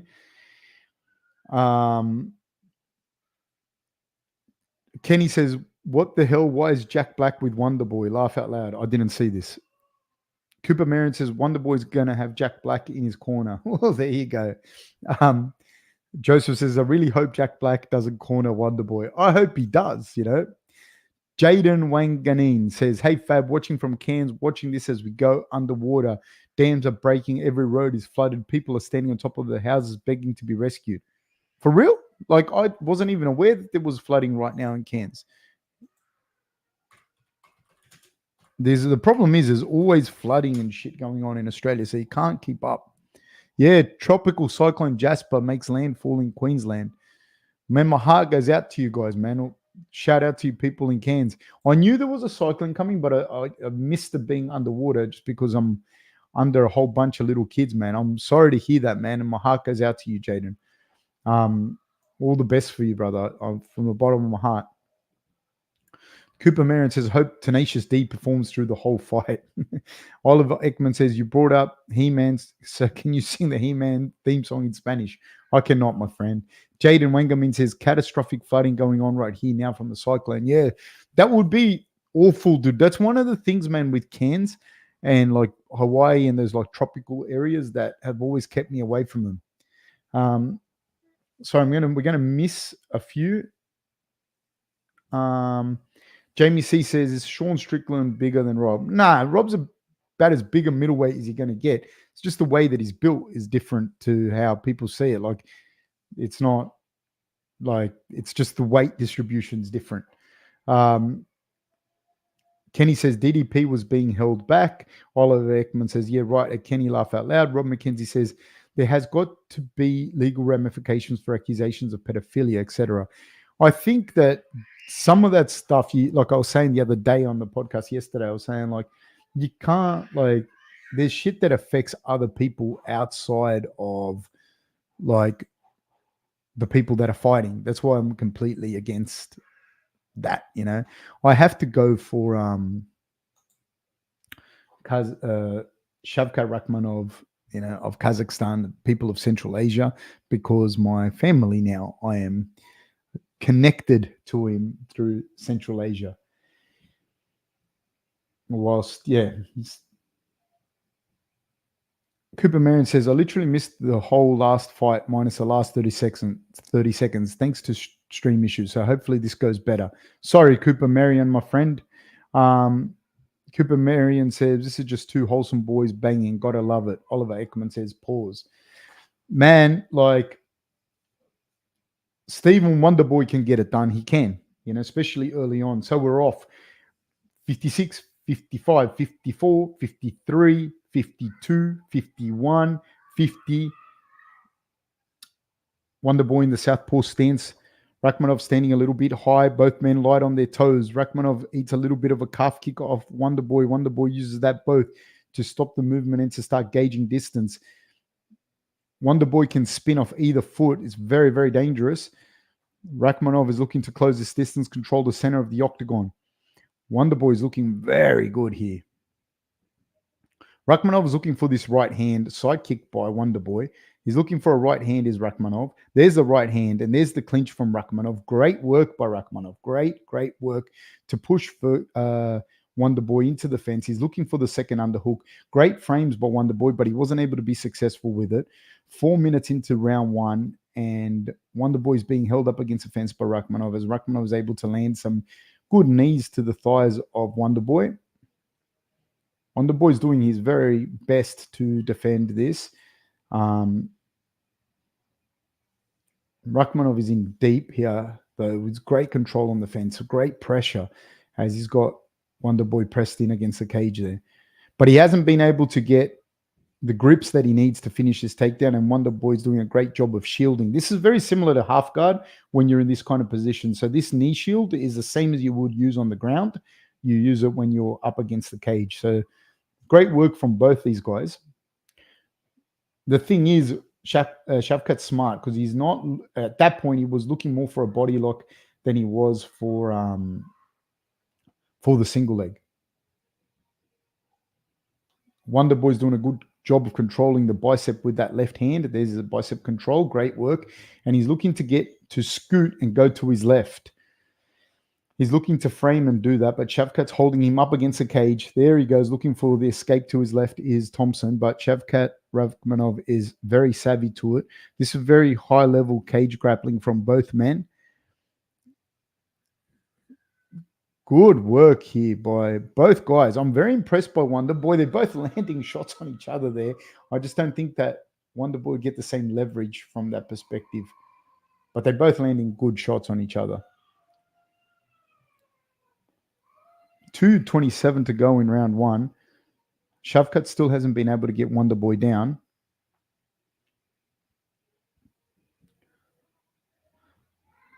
Good work by both guys. Now there's a single leg there by Rakhmonov. Good framing by Wonder Boy, and Wonder Boy does a good job of defending, but Rakhmonov once again pressures him against the cage with 2 minutes to go in this round. Great takedown defense being shown by Wonder Boy. Wonder Boy's always had phenomenal balance. Good right hands landing by Shavkat here.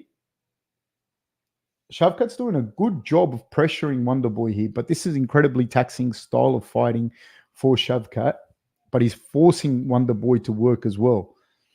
This is not how Wonder Boy likes to fight. So I would imagine that this benefits Shavkat whether or not he gets him to the ground or not. 135.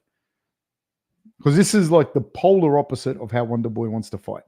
He wants room to move. He wants to be light on his feet.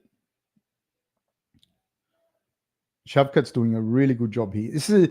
I cannot stress how incredibly taxing this is for both men. Good knees up the middle by Shavkat. Good bicep control by Wonder Boy. But he hasn't been able to frame off and get off the cage.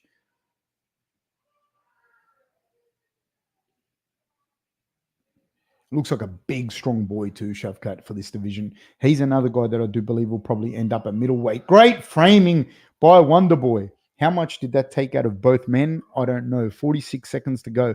Oh, nice body kick by Wonder Boy. Partially taken on the forearm by Rakhmonov. Rakhmonov's definitely felt the grappling in his arms. Wonder Boy's trying to win this round back. Another body kick by Wonder Boy. The next one's coming high. The next one is definitely coming high. Oh, nice 2 and a 1 landed by Wonder Boy. Partially landed, but still looking good. 18 seconds to go. Oh, both guys swinging for the fences. 15 seconds to go. Nice little jab by Wonder Boy. Wonder Boy's looking really sharp. 7 seconds to go.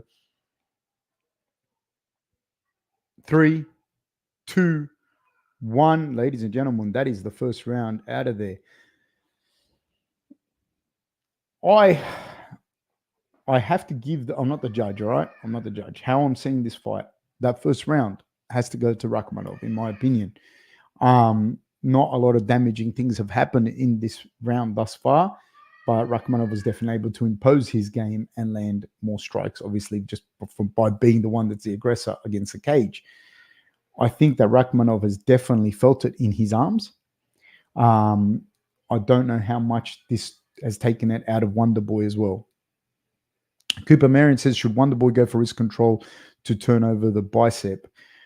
Depending on what he's trying to do, but the way that Rakhmonov was pressuring him, he was doing the right thing. That frame, that shin frame that he uses, which is the same as a half guard, is very, very, very good against the cage. Rakhmonov, Wonder Boy looks really good, man. He looks really, really good. We're about to go second round. Yeah, this guy here, Shavkat, I think he's definitely going to end up at middleweight. Both guys touch gloves. 57, 56, 55, 54, 53, 52, 51, 50. Wonder Boy again in the southpaw stance, blitzes, eats a right hand, throws a right high kick. Oi, nice left kick to the body once again by Wonder Boy. Oh, lands a nice right hand, does Wonder Boy. Shavkat showing off a very good chin, but I do not want to play these games with Wonder Boy, I don't believe. Nice side kick lands by Wonder Boy. Nice. He's deep. Is Shavkat looking for the takedown? He gets it. Wonder Boy defends it. Eats a knee to the body for his trouble. Does Wonder Boy. Shavkat was in deep on that single leg. Just missed it. I think he kind of slipped off a little bit then. Wonder Boy did a good job. Shavkat's in deep on this single leg here. Is able to, once again, Wonder Boy's showing exceptional balance. But Shavkat's more committed now to finishing this takedown. Wonder Boy's looking to land some elbows. Shavkat's doing a good job of pushing him up against the cage. Wonder Boy technically is a big handful on the feet for anyone. Just his style is a very, very sniper type style, It's very, very difficult. He's a handful. 3:37 to go in the second round, rather. But Rakhmonov is doing a good job of pushing him up against the cage and working. He likes actually working for that takedown, And he's doing a great job of pinning him. This is something that I'm very impressed with Rakhmonov's ability to pin him on against a cage like this. It's not easy because Wonder Boy's doing everything he can to not get pinned against the cage. He's got it looking to finish this with a knee pick, and he turns it into a knee pick. The shoulder flexibility that Wonder Boy just showed then in being able to stay on that hand. See this right hand of Wonder Boy's, how as long as it doesn't drop to an elbow, he's halfway up almost. Wonder Boy's looking to get back to his feet. He's doing a good job of it. Shavkat's looking for the hook. He's got that hold on the armpit. Wonder Boy's still looking to try and get up. This starts to become incredibly taxing for Wonder Boy. He's almost got the Dagestani handcuff, that wrist ride. That's what Shavkat's looking for. He's got to stay elevated and moving forward, does Shavkat. If he can do that, if he can stay elevated and moving forward, he's going to get Wonder Boy down. As it is, this is hard for Wonder Boy. This is a horrible position for Wonder Boy. The arm's starting to get bent behind his back. As long as Shavkat doesn't lose this grip, this is going to be very, very beneficial for him. This is the last place Wonder Boy wants to be, and Shavkat's got to keep this grip. He's got to keep that grip. Now he's going to look for the rear naked choke. I don't think he's going to get it. I don't think he's going to get. Oh, he might. He might be able to get it from here. No. Wonder Boy's going to find his back. Wonder Boy's going to be able to get his back to the ground, I think. Yeah, he is. He did. He managed to get it to his back. But this is an incredibly taxing position now for Wonder Boy. Shavkat would be very heavy on top, and Wonder Boy has exerted a lot of energy. And whilst he still has the underhook, you can see that he's got the underhook. Shavkat is doing a great job of positioning his body perpendicular to Wonder Boy, and that allows him to keep trying to pin Wonder Boy. You see, so Wonder Boy has the underhook, but Shavkat's able to stop him from doing that by staying perpendicular to him. Now he's got a nice whizzer. He's landing huge amounts of elbows on Wonder Boy. He's in pretty deep with this guillotine. Wonder Boy does a good job of capitulating and going back to his back to avoid the guillotine. But from this position, he's going to just eat leather. There's 1 minute to go. I don't think he's going to finish Wonder Boy in this round, but he's definitely going to exhaust him. These elbows are extremely taxing. Extremely taxing. He's looking for a das, is Shavkat. Wonder Boy's trying to hide his head, but he's still feeling those shots. Shavkat's doing a good job of just pacing himself when he's landing these shots. They don't seem like much, but trust me, they are horrible and they do not let you rest. Wonder Boy's doing a good job of not staying on his back. There's 31 seconds to go, but this is an incredible, monumental effort to get up off the bottom the way that he did. Looking for the choke here. This choke is much more dangerous from Shavkat. This choke, this position, even though he hasn't got the hooks in, this is much more dangerous from Shavkat. The clap is on. There's 10 seconds to go. I don't know how deep it is. I don't know. That's it. He tapped. He finishes Wonder Boy at the end of the second round with a rear naked choke. Shavkat is a monster. He's a monster. He's a monster. And he's going to end up at middleweight. He's a very big, strong boy. He's got a win over Jung Young Park. I think that's how you say his name, the Iron Turtle, who fights at middleweight and recently just won a decision with Andre Muniz. Shavkat's a bad man, mate. He is a bad man. The way that he turned that into a knee pick. See that flexibility in his shoulders, man? That was really, really impressive by Wonder Boy. But this was the beginning of the end. He did a great job. The thing is, people don't understand that if you like defending these submissions, you're defending certain positions with a monster like this on top of you, it's only a matter of time. It's only a matter of time. and it's just exhausting. It is just absolutely exhausting. Um, yeah, so that was pretty brutal, man. Shavkat's a man. He's a monster. He's an absolute monster. 29 years old, 6'1". I think he'll do a proper run at welterweight and then end up in the next couple of years. I think he'll end up at middleweight. Just a big guy. You see him next to Wonder Boy,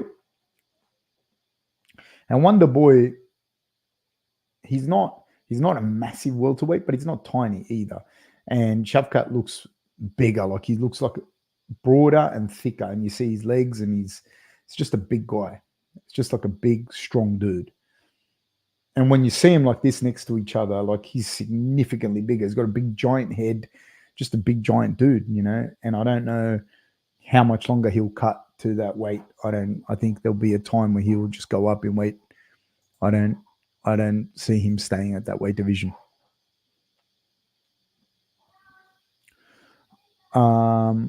Gene Hawkins says, you have a booger.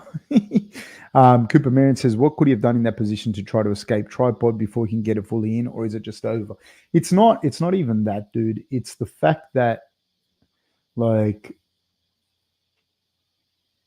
it's a fact that you're already been beaten up. You're already exhausted. You're already, like, suffered through a lot of bad positions, you know? Even the first round, just being held up against a cage like that, having shots land, having just having the game imposed on you is hard. You know what I mean? It's a really, really hard position to be in. So it's hard, man. It's hard for you to get put in that position and then finished in that position. It's more indicative of the fact that he's won the positions moving into that to there. Joseph says, kudos to Wonder Boy. Just a bad matchup for him, but 100% he can still bang with the top 10 in the division. I think so, but don't underestimate, like, again, you take a lot of damage. He took a lot of damage in that fight. You know what I mean? You take a lot of damage in each training camp. You take damage. So at some point, you have to ask yourself, like, he's not going to get a title shot ever again. This is not going to happen. So he's going to fight. I don't know. You know what I mean? How long are you going to fight for?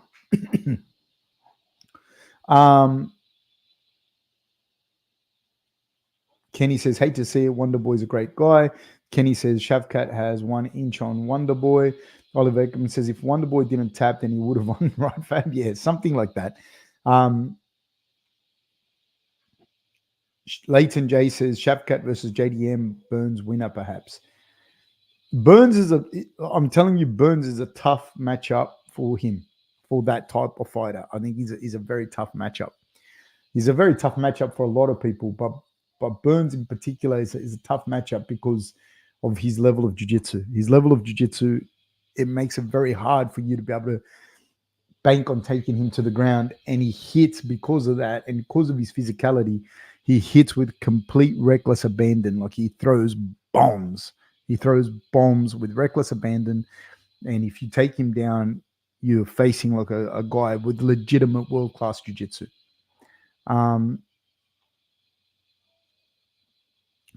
Joseph says, always wondered how a fight between Wonder Boy versus Whittaker is at middleweight. It'd be hard because Wonder Boy is a good welterweight, is a good size for a welterweight, you know?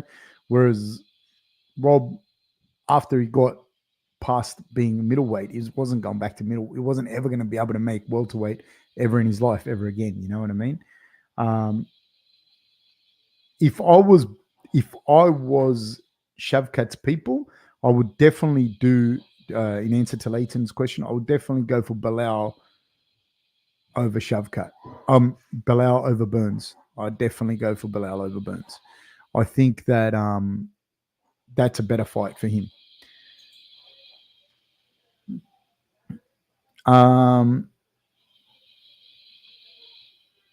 Joseph says Burns versus Shavkat would be a cracker fight. Absolutely. Cooper Marion says, do you think Kamaru stays at 185? I feel like Shavkat would be a good fight if he comes back down. I think Shavkat beats Kamaru, but I think Shavkat beats Kamaru just the way they match up. I think that Kamaru will probably stay at 185. That would be my gut. I think it'd be hard for him to, because see, Kamaru 185. There's some interesting fights to make. There's he has a legitimate say in this because he did well against Hamzat at very late notice at 185. So, like, let's say Hamzat fights next out of the two of them and he beats one of the better guys in that division. That kind of ages Usman's loss well, and he can say, I want another crack at Hamzat. I want a crack at the guy he just beat or whatever, I think he'd probably do well, you know what I mean? Because generally the lighter divisions are better. They move at a different frame rate. So, I think Hamzat now Kamaru is getting older. It'll be easier on him, on his body, the weight cut. Leighton says, also your thoughts on JDM versus the Burns fight. I think JDM is the more polished striker of the two. But like I said, I think Burns is a difficult fight for people because he can throw bombs. He does. And if he gets taken down or anything like that, his jiu-jitsu is very high level. So he has that in his back pocket. So I think that makes a difficult fight for, like, I think Burns a difficult fight for anyone. But having said that, I think JDM just is a little bit crisper with his striking, and unless he gets caught, I think he beats. Joseph says, Rob versus Kamaru, what do you say, coach? Give us a little breakdown. I can't see Kamaru ever. I think Rob's a bad matchup for him, irrespective. I think Rob's bigger, stronger, faster, younger, better striker. And it's hard for Kamaru to impose that kind of wrestling against someone like him. You know what I mean? That's my opinion. I don't see him beating Rob. That is a matchup to me that I never really thought. I never thought Kamaru would beat Rob. There's different types of fighters that I think would give Rob more of a headache, but I don't think Kamaru's that person. Especially not now. Cooper Marion says, Fab, can I ask what your role was in Rob's camp?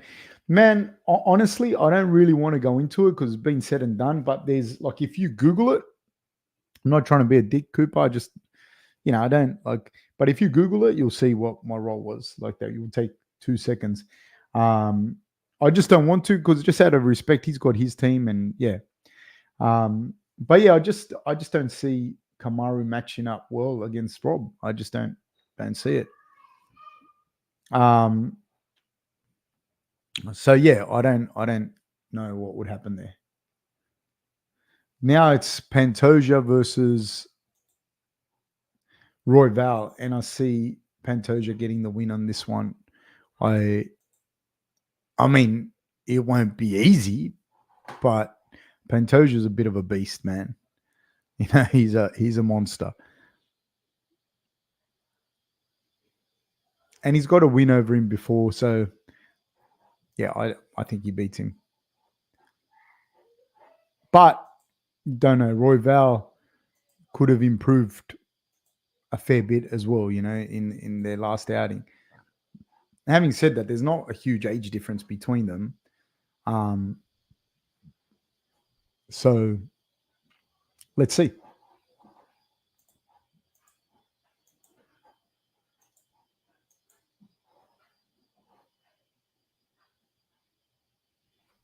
Kenny says, Annex said they have a video of Strickland DDP brawl that will show it later.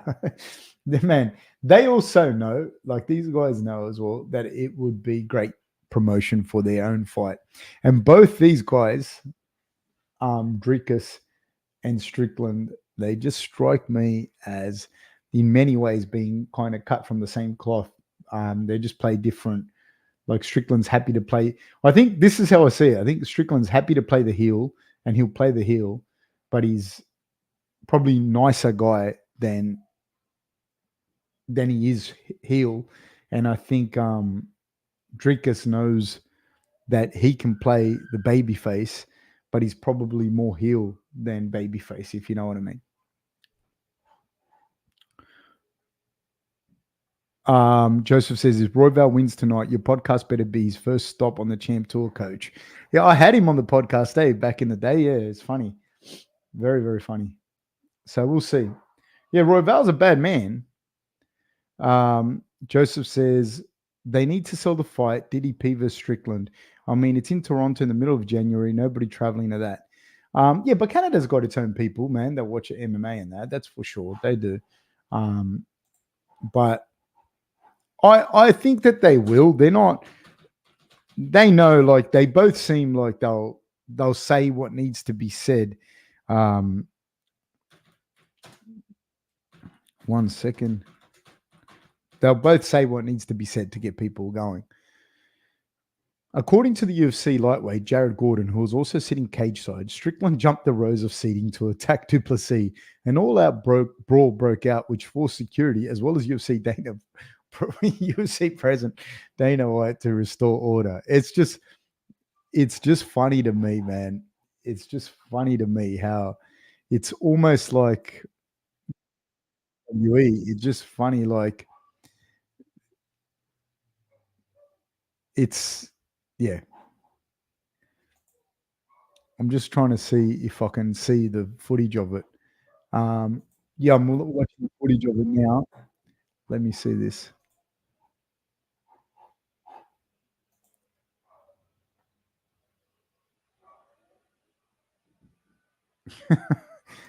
It's just, I don't know. I don't know, mate. I don't know what to say. It's beyond WWE. It's just silliness. You know what I mean?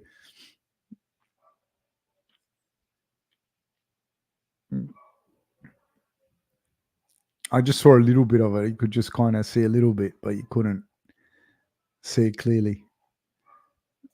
Here's another thing of the footage of it. I'm trying to find.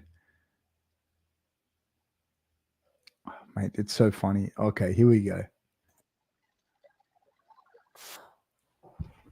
Well, are they actually? Yeah, they are. But is he actually hitting Dricus?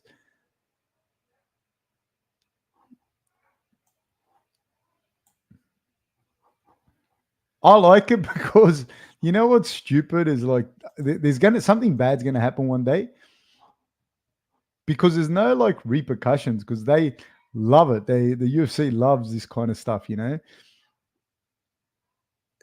And these guys just fucking fighting, just punching on. I'm just watching the footage of it right now, and they're just smacking each other like in the crowd.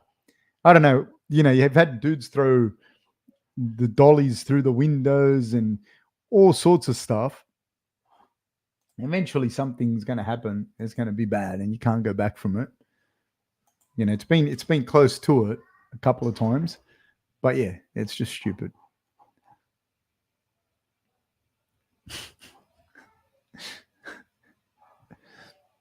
Oh my god.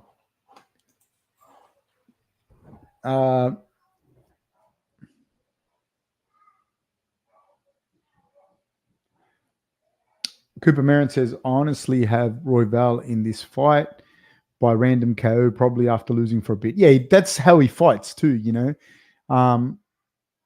Joseph says, not since Prime GSP coach. We have been experiencing MMA drought over in my city. We don't know though. We don't know. We might once that if I reckon they'll sell out the fight though. You know what I mean? Joseph says, bad thing about the fight coach is there's a row of kids in between them. I hope those kids are all right. Yeah, so it just gets dumb. It'll only take someone to get hurt one day, like stupid, you know. Leighton J says, who remembers Lee Murray knocking out Tito Ortiz back in the day on the Vegas Strip? Was it in Vegas or was it in London that he knocked him out? But he definitely knocked him out from all accounts. Bodybuilding News says those elbows were 12-6. Yeah, the way they were fighting was like crazy. Cooper Marin says, and then Pantoja with many men, battle of the old school hip hop. Yeah, the nickname is weird that Royval has, but hey, what am I going to say? Somebody asked, do I think it's staged? Like, do I think it's staged? It doesn't have to be staged in that, like, Like, it doesn't have to be staged as in like, let's stage this fight like that. But I think I think both guys understand the assignment. I think that you don't put these guys like 2 rows away from each other. And obviously, Dricus is going to antagonize Strickland, and Strickland's going to play up to it as well. Like, you know what I mean? So I think it's a circular thing. You know that this is going to happen. Like, this is a possibility, more than a possibility. It's a probability. If 2 guys are going to fight, and they were at a press conference yesterday saying all sorts of shit, and then they had to be separated, as if you would put them 3 rows or 2 rows from each other. Like, and you know what these guys are like. You know what Strickland's like. You know what I mean? You know it. So that's what I mean. Is it staged? Not in the way that like you say, hey guys, blah, blah, blah. But you know that the UFC loves that shit. You know there's going to be no repercussions from you punching on with this guy. So in that way, yeah. And you know that both these guys are going to get it on. And Dricus loves it as much as Sean does. Kenny says, looks like Dricus threw him on the ground after getting punched and started laughing. Joseph says, bro, is that lady fully wearing Christmas lights as a necklace? Cooper Marion says, this has been a super sick card. It's been fun. It's been fun. I will say that. And Kenny says, oh, that's a good point. I don't know what you're referring to that is a good point, but hopefully it's something that I said. Yeah. So, no, I don't think it was staged. Like, let's do it guys like this. It's just, but they all know what's going to happen, dude. Like, you wouldn't, if you were a primary school teacher, you wouldn't put 2 kids that keep fighting each other or about, if you knew they were going to fight on after school, you wouldn't go and put them together at assembly. It's 5'9" for a flyweight's pretty tall, man. 5'9" for a flyweight's tall. But let's see, man. Let's see how this fight pans out. Pantoja's a beast, but man, and he's a heavy favorite. He's a heavy favorite. I like watching him fight, man. I think he's a very, very good fighter. Very good fighter. And the grappling is very important, I think, in this division, because the knockout power isn't the same unless you're a dude that's got like really heavy hands at flyweight. Like, the skill level in your grappling is really important. The higher up you go, the skill level in your grappling is not as important. Joseph says, it's not really staged. It's like one of those reality TV where you put certain characters in certain situations and let it play out. Yeah. And then you have that. This is a company that has entertainment. It's all about entertainment. I'm not criticizing them. I'm just like pointing it out. And they also run reality TV shows. You know what I mean? Like The Ultimate Fighter. So you know full well that's what's going to happen. Leighton J says, okay, so apparently Sean got concussed during the fight. I don't know. Is that for real? Did they literally say that? As if he got concussed during the fight, that's going to affect his preparation. They're not fighting too far away, like too long from now,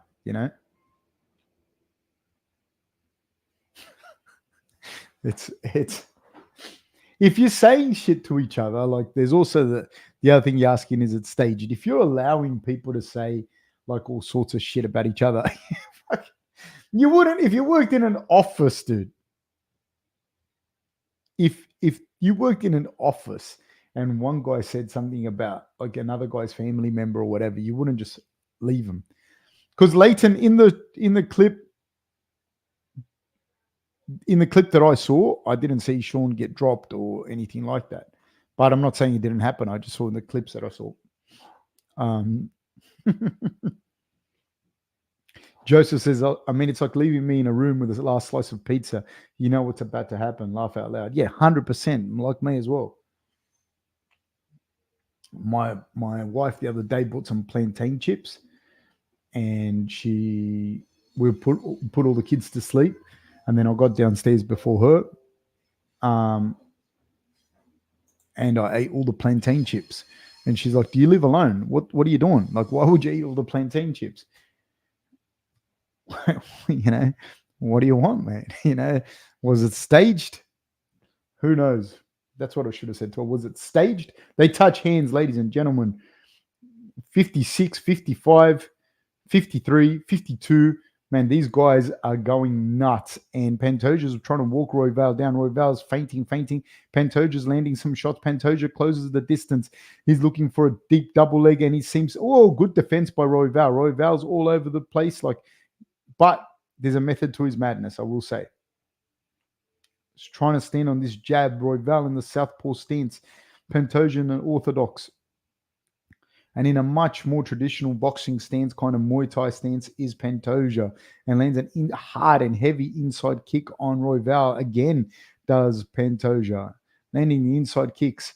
Pantoja looks for a little hook.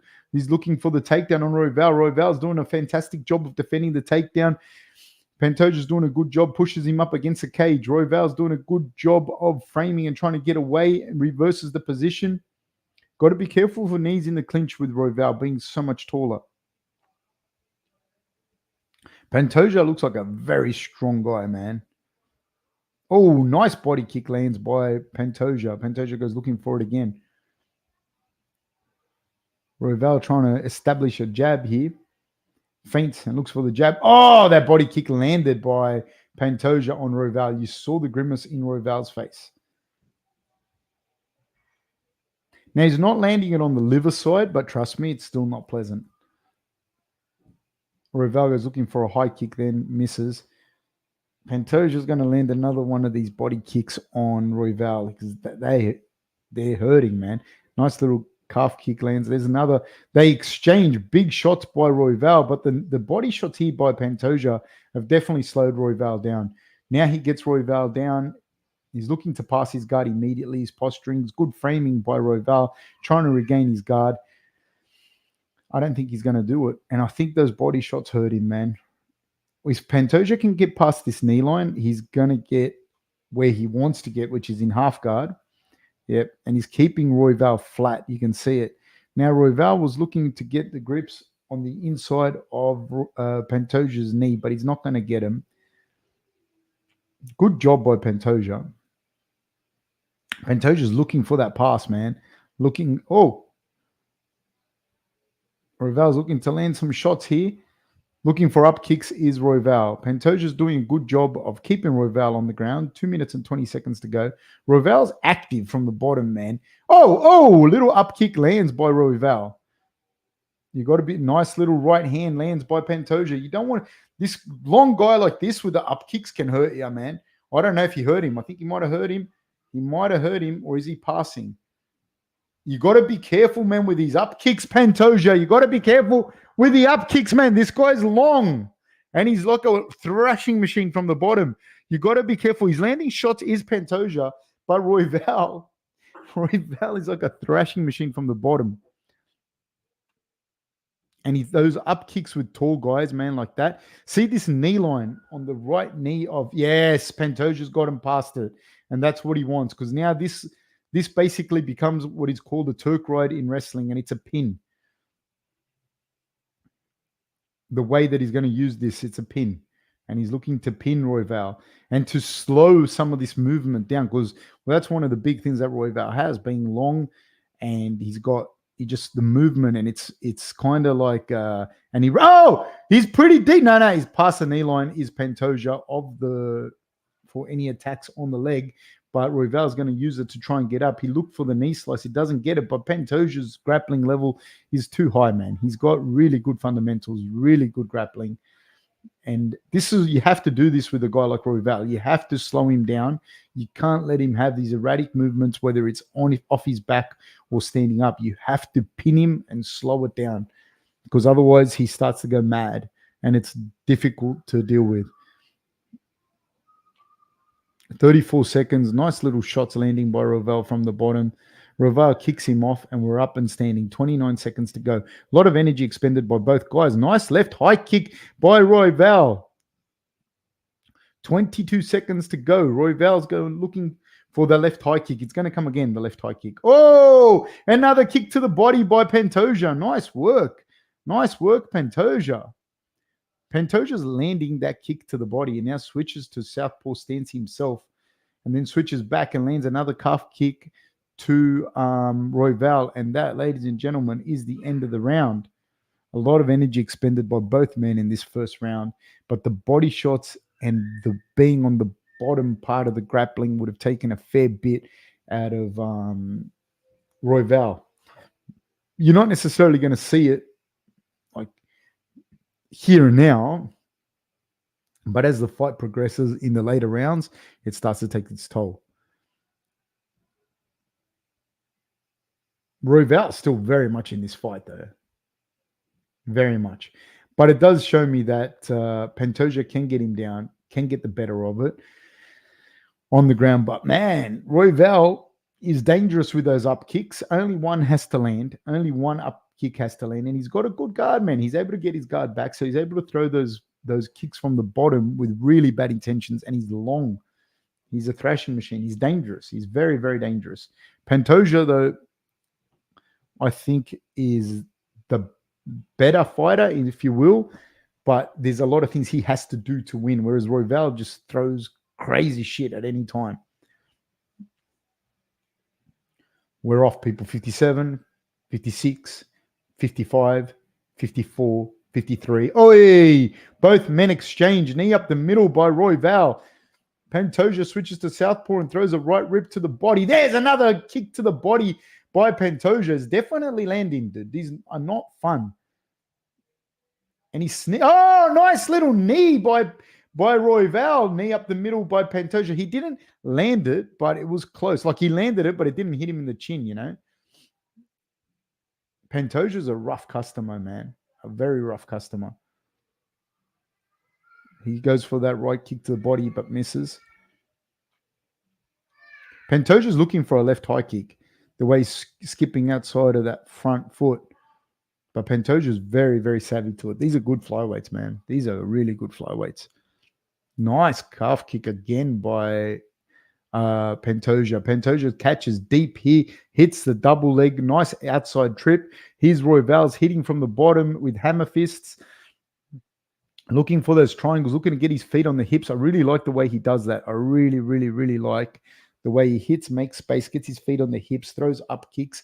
But Pantoja's a different level grappler on the bottom, you know. And this is the way to deal with a guy that's a better grappler than you. There's not much you can do. This good head pressure and he's passing to the weak side is Pantoja.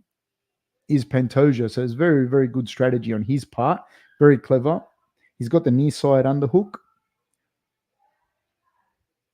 Great work by Pantoja. And this is what he's got to do, man. You know, if you're watching, you know, you have to slow it down. You can't just go madness for madness, you know. Royval's doing a good job of he has the underhook that he needs to get, but Pantoja has a knee side underhook as well, and that helps to keep him pinned. And you see what he does. This is what I talk about all the time with the half guard.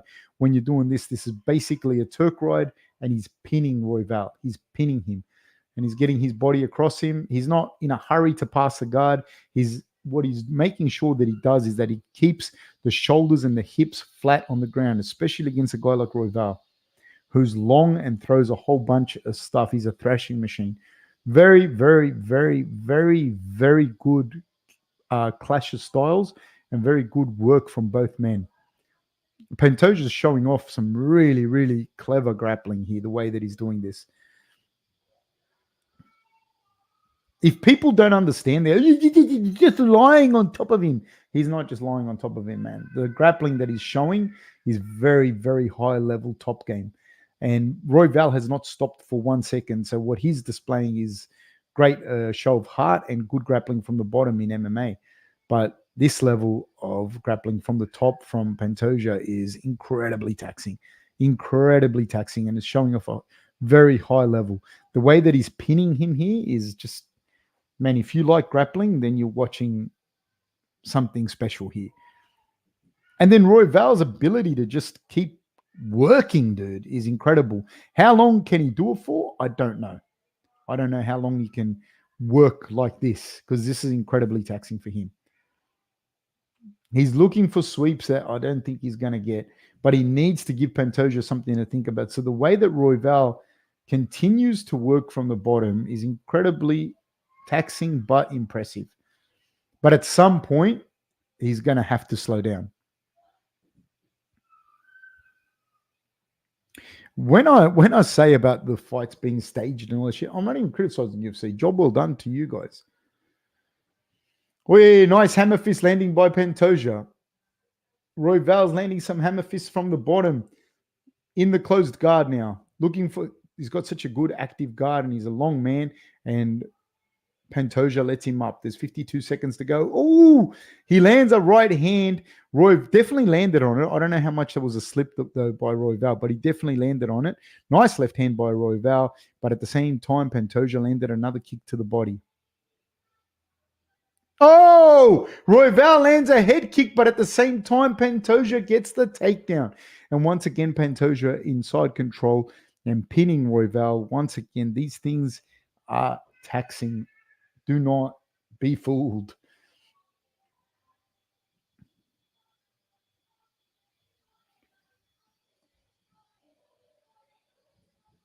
Great work by Pantoja. Great work.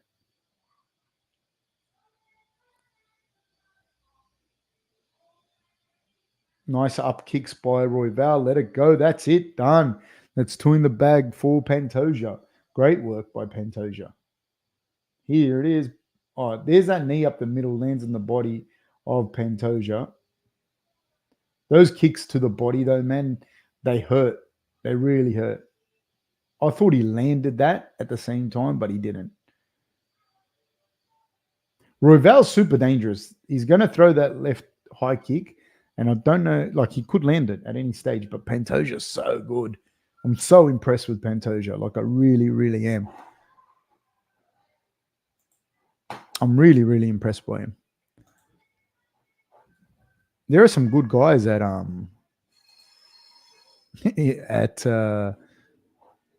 flyweight, man.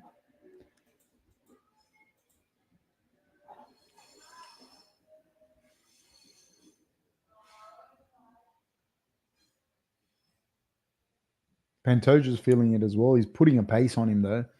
He is putting a pace.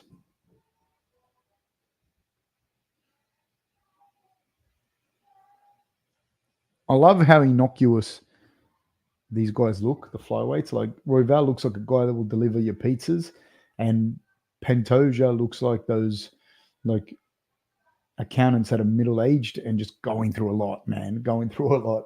7 divorces or something like this. Nice little right hand lands by Pantoja. Then he lands a body kick, but Royval catches it. Royval went looking for a takedown of his own. 438. Oh, he's in deep on the double leg and gets it again. Does Pantoja. Nice little elbows by Royval. This is like towards the end of this round, this is when it'll start to really tire Royval out. This is incredibly, incredibly taxing. See how Pantoja keeps the hips and the shoulders pinned. Now he's got the head control. He's going to look for the head arm choke here. Great work by Pantoja. He is a handful. He is an absolute handful. He's going to get this. He's going to get it. He's going to get the head arm. Oh, no, he's not. Well done by Royval. But this is incredibly taxing, man. He's still got it. There's still choke from there. He's escaped well, did Royval. Now Pantoja's on his back. Pantoja manages to get straight away to his feet. Good work. Good work by Pantoja. Royval's trying to jump on Pantoja now. Maybe he senses that Pantoja himself is feeling it a little bit. 3:25 to go in this third round. Royval looking the fresher of the two, at least body language wise. Pantoja's taking some shots now. He looks like he has definitely slowed down. Looks for the kick to the body again, does Pantoja.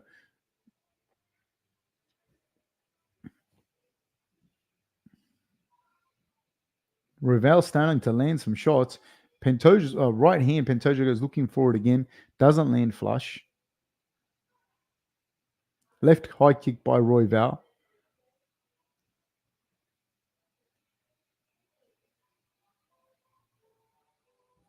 Pantoja looking for the takedown.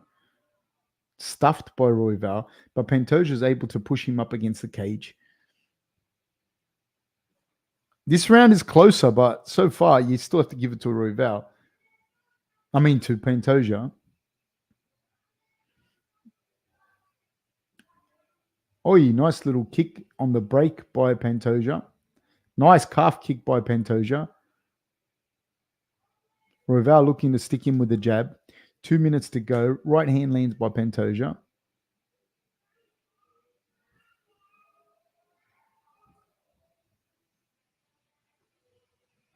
Oh, nice little exchange there.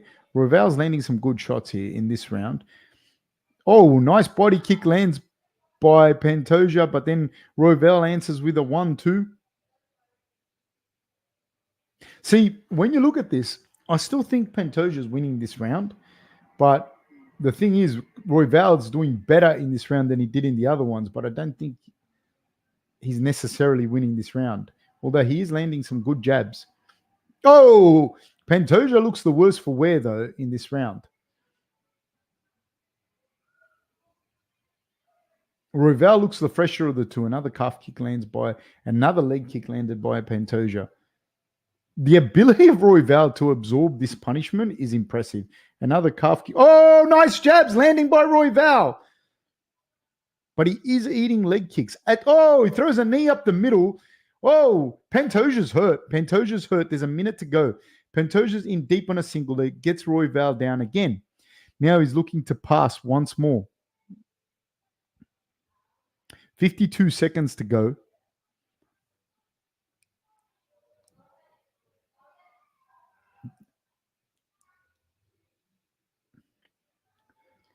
Pantoja definitely looks like he's going to start gassing Cooper Marion. I think he's already started. The problem that I see here, though, is I can't give this round to Royval, I don't think. I'm not a judge, so I'm not judging it. Significant strikes in round 3 is 18 all, they say. Royval to Pantoja. But the difference is the grappling, and you're much closer to finishing a fight when you're here than when you're on the bottom in general. And he is looking to pass. There's 9 seconds to go.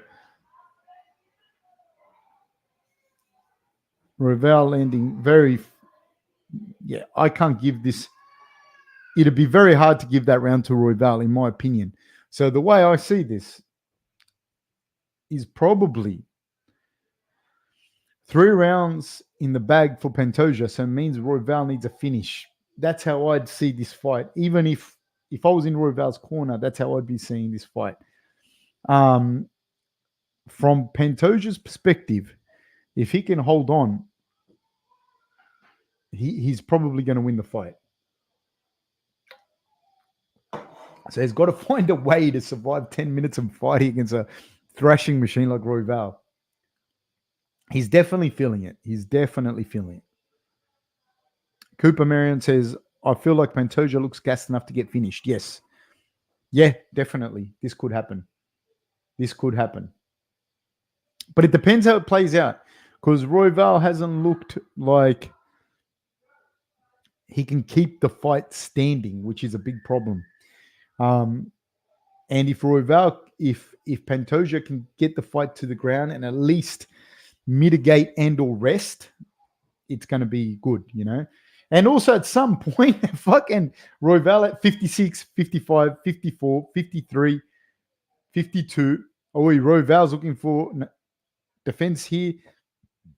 Pantoja's looking for the double leg and gets it. So he came on strong at the start of this 4th round. Royval's working from the bottom as much as he can. He can definitely feel there's a difference here and that he has to work. But Pantoja's going to do everything he can to just fucking pin him. You know what I mean? Pin him to the ground. And he's showing off fantastic jiu-jitsu. And he's doing a great job of pinning him in that Turk ride. And Royval's having to work, and Pantoja can rest. He can definitely rest in this position. This is tiring. This is taxing for Royval. And there's something to be said about the ease with which Royval is being taken down. Whether that's fatigue, whether that's a technical or tactical issue, I'm not exactly sure. Because the takedowns are coming easier when you take into account the fact that Pantoja is definitely gassed. And he's still managing to get Royval down. And now he's got Mount right? Royval will get his guard back without a doubt, but this is definitely taxing for Royval as well. It actually allows Pantoja some space to rest to some degree. Now Pantoja's taken the back. He's got the body triangle. Yep, he's got the body triangle in. This is taxing, man, on your legs, getting the body triangle. But it is a place where he can take either this round or the whole round. You know, you can't be stood up from there, from that position. Royval's trying to get his toes in the fence. I don't know that Royval's going to get out of this position. Damn, says Pantoja is impressive. He's super impressive, dude. He's super impressive. Because even how gassed he looked in that round, he's still smart enough and strong enough to come out and get this takedown done in the fourth. And now he's going to hold on for the rest of this round as much as he can. As Royval spends a shit ton of energy trying to escape this. He's on the right side was Royval. He trying to create pressure on the ankle of Pantoja. But Pantoja is also very savvy, you know. He also understands the position that he's in, you know what I mean? He wants to win this, put this out of, like, so that it's not even close. Oh, this is starting to get more dangerous. This is in deep. He hasn't quite got the choke, but it's in deep. This is in deep. This is very deep now. I think no, you can't, because Royval's fighting that hand, and he's doing a good job of fighting the hand. But it is incredibly taxing for both these guys, because this is going to tax Pantoja's legs badly.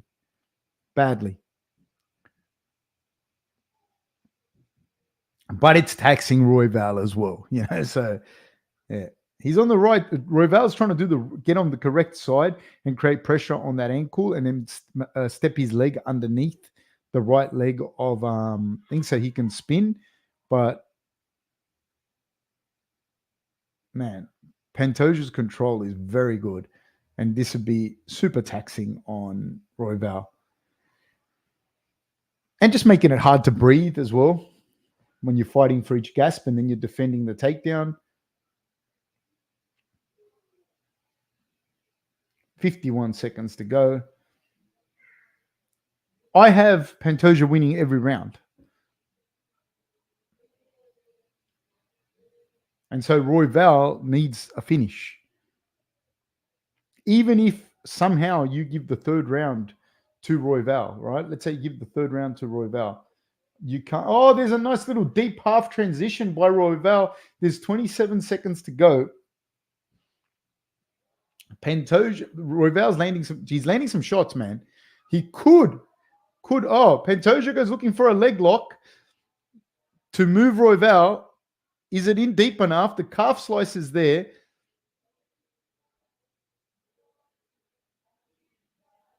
3, 2, 1. Yeah, and see, now you go, did Royval land enough shots then to steal the round? I don't think so. I'm not a judge. I don't have Royval winning any rounds from me watching this fight, but I'm not a judge, right? I'm not a judge. I'm going to say two things. For sure, Pantoja won the first 2 rounds. For sure. Maybe somebody gave the third round to Royval. Maybe. I don't see it. I don't agree with it, but that's it. The fourth round, maybe they give it to him on damage. Maybe. Then you got 2 rounds apiece. But you'd have to be related to Royval, I think, to give the rounds to him. So he needs a finish. This is my opinion. He needs a finish. Anything other than a finish, it's Pantoja's fight, in my opinion. Pantoja knows this. Cooper Marion says, I'm a Royval fan. I don't think there's any way to score this but 4-0 to Pantoja. I agree with you, Cooper Marion. I think it's 4-0 for Pantoja, and Royval needs a finish. They touch gloves. 57, 56, 55, 54, 53. Oh, both men exchanging in the pocket. Pantoja got clipped there with a little light hand by Royval. Oh, Royval's landing some shots. He's landing some shots on Pantoja. Oh, he's landing some shots on Pantoja.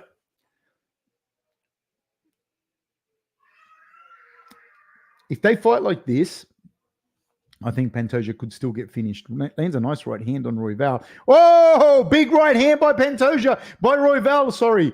He's landing this right hand almost at will. This jab, it's kind of turning it into a little bit of a check hook. Pantoja's calling him on. Nice calf kick lands by Pantoja. And another calf kick lands by Pantoja. Oh, my God. Nice calf kick again by Pantoja. And Royval still keeps coming forward. Eats another right hand. They're both landing shots on each other. Royval looking the fresher of the two, but eats another calf kick. Goes looking for another calf kick yet again, does Pantoja. He switches to southpaw, get a better angle on that calf kick. Now he looks for the clinch. He gets the clinch. They're both up against the cages. Absolutely exhausted is Pantoja. Royval is definitely the fresher of the two.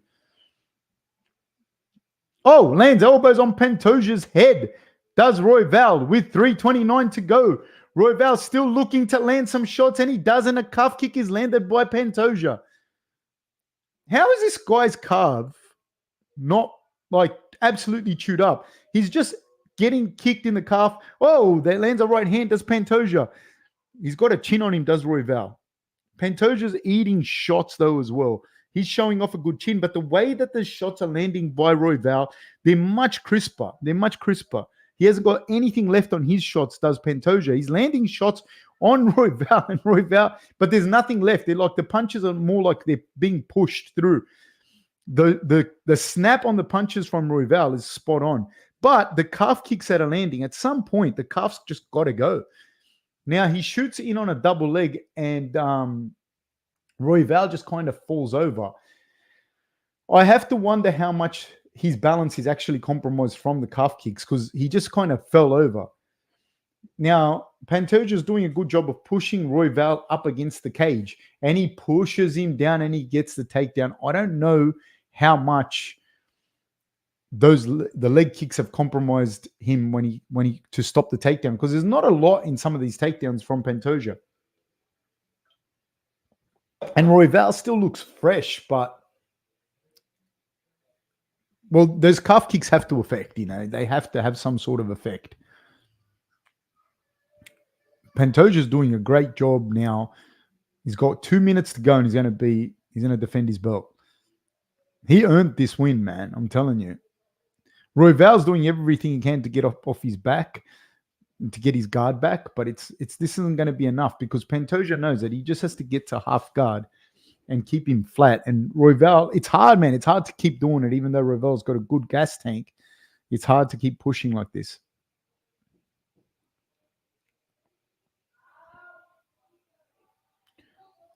Pantoja's doing a fantastic job of just winning this fight, like doing everything he can to win the fight.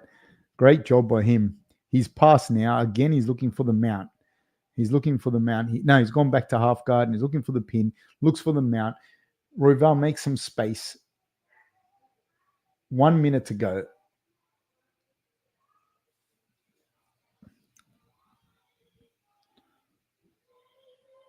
No, Royval's going to get held down. 53, 52, 51, 50, 49. Great job by Pantoja. Pantoja's just really super impressed. He gassed, but I think most people would have gassed against Royval, but he didn't just gas. He's still going on the ground, dude. This guy's still going. He's getting the better of Royval on the ground, like without a shadow of a doubt. And then he's going to get the mount. He's got the mount. Now he's going to take the back if Royval's not careful. There's 19 seconds to go. He's just going to hold on for dear life. 10 seconds to go. Pantoja's now landing some good ground and pound on Royval. And that, ladies and gentlemen, is a wrap. Pantoja, to me, won 5 rounds, like clear. But Royval gave a very good account of himself, but 5 rounds clear, in my opinion. He was closer than 5 rounds would suggest because, to be honest with you, actually closer to finishing the fight, in my opinion, is probably Royval, but not really close in as far as like, look at these shots. Boom.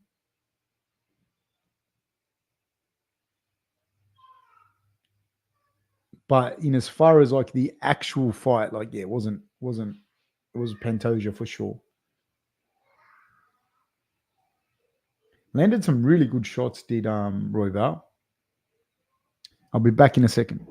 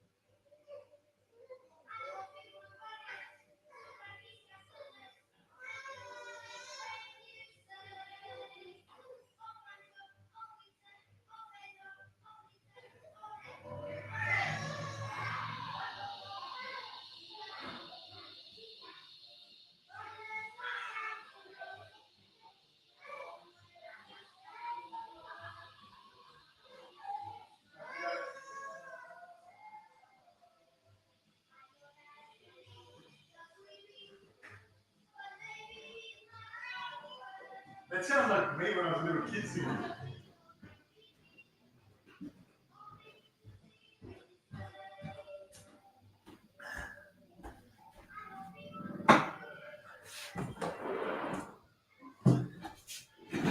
I am back, people. I am back. I'm very, very impressed with Pantoja. Joseph says, prediction for the main event. I got Edwards. I think one of the things here you see with this as well, like even in the clinch and that, Royval didn't throw elbows or many elbows. And in these scenarios, elbows are very, very important because you need to stop the guy from coming forward like that. And you just don't see him from him, you know? And I think Edwards is different because Edwards actually throws these elbows up in close. And so it becomes very hard to just keep coming forward. You can't just, especially if you're a grappler and you need to close that distance. I think that would have helped to slow down someone like Pantoja that's got such a good chin. Cooper Marion says, I see Colby eating a left knee to the jaw for some reason. He could well do that. Leon's like long and strong, you know, and he knows how to use his positions and all of that. So it's going to be a problem for Colby, I do think. I think I think that Colby's going to have a lot of success in the fight. But when you throw elbows, dude, you cut people. And even the threat of the cut makes it hard for you to just keep coming forward. And if you get cut, like even a small cut, like a little cut, like not even sometimes with elbows, you don't even feel them, man. You just, like just little cut, like that is enough to just open you up a little bit and the blood go into your eye. And it may not stop the fight, but it's just difficult to deal with, to fight through. Makes it difficult for you to see.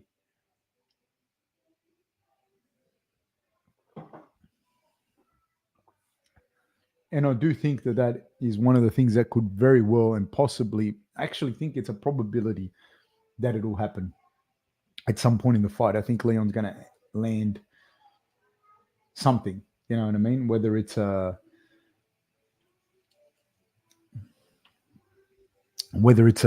elbow like that on the face somewhere and cut him and stop him coming forward. I do think that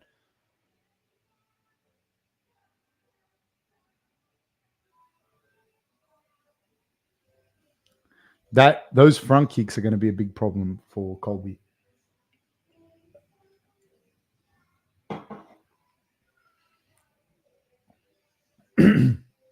Colby's going to have success early. I do believe that. He's going to come out like a thrashing machine early in the fight. But like I said, you eat 1-2 elbows and it'll change the fight. You just can't keep coming forward with impunity.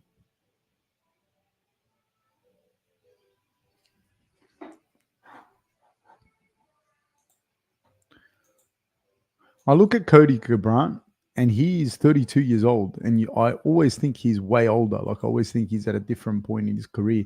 It's just active when he was younger and very active, and he's just had so many fights and wins and losses, and yeah, just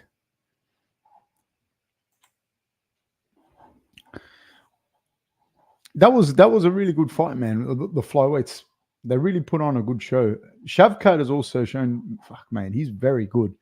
Because in fairness, like in hindsight, I haven't seen too many. Yeah, I know. Albazi beat Pantoja. Albazi's very tough, dude. He's very, very, very tough guy. He's a very, very, very tough guy. I think he makes life really difficult for fighters, you know? Cooper Marion says, I always think about how Colby possibly talks so much shit. He lost a team that actually could have made him a champ. That this happens, like, but I don't know that that's necessarily the case because I think he's got a good team around him. But yeah, it's tough, man, that kind of stuff. Because that's what I was going to say. You can talk all the shit you want. Not everyone wants to be around you, though, you know, and it's difficult. You do need a team. You're not going to do it without a team.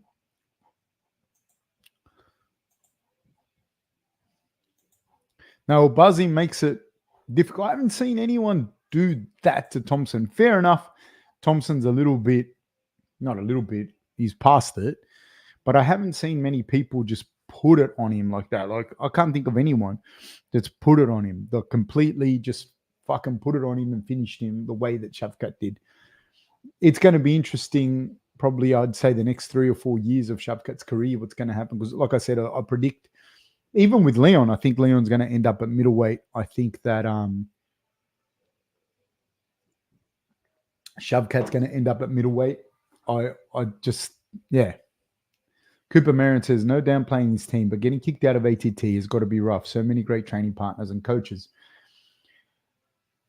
I don't think I honestly don't think he lacks for training partners and coaches. There's a lot of good coaches and a lot of good people outside of ATT. So, like, those big gyms are not necessarily like the hub that people think they are. You know what I mean? Like, I'd even push back on that and say to you, like, for all those big teams that actually train together, you can't be like a dude that's got his own team and then trains out of ATT 5 weeks out of the year. I'm talking about people that actually train there.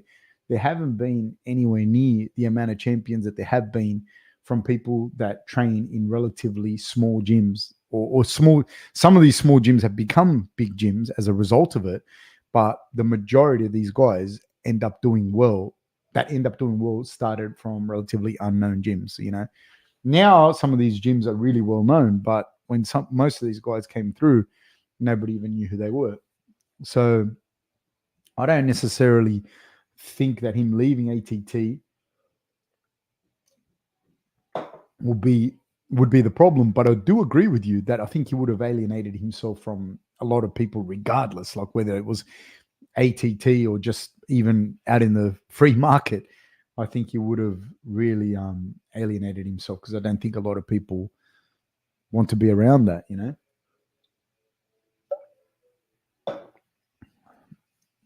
And it's going to be interesting the next few years. I do think there'll be a bunch of these guys that are going to end up at middleweight, and so it's going to be very, very interesting to see how that plays out. Colby Covington, man, he's very good, man. Not just a good wrestler, very, very good grappler. He's also the filler world champion in no-gi grappling. So he's no joke, man. He's no fucking joke. So in 2013, he won the submission grappling in London in the filler grappling world championships.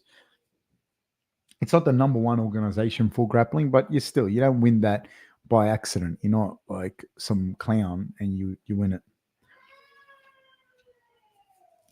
Cooper Marion says Colby throws one of the weirdest straights I've ever seen. His elbows at 120 degrees. Yeah, he throws he's weird with how he punches.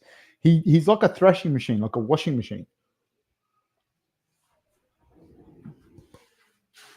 I'm going to refill. I'll be back.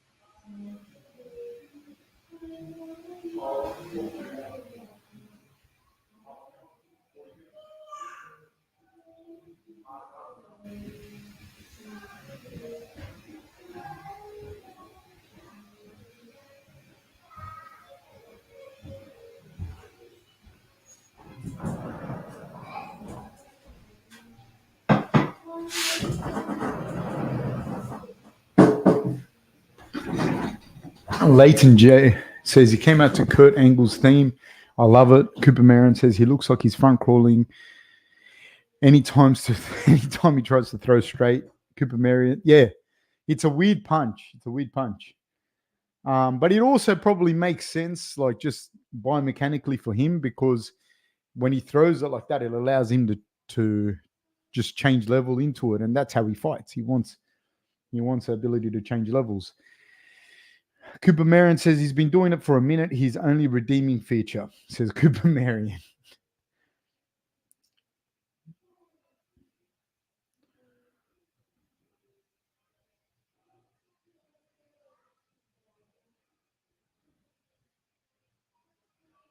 So we'll see. We'll see what happens here. No, I'm very, very excited for this fight. I actually think this is actually a good matchup. And again, he's another guy that you think is a lot older, but he's actually not. I thought he was older, but he's getting to that 35. Like, this is his run, but still, like, he's not as old as I thought he was.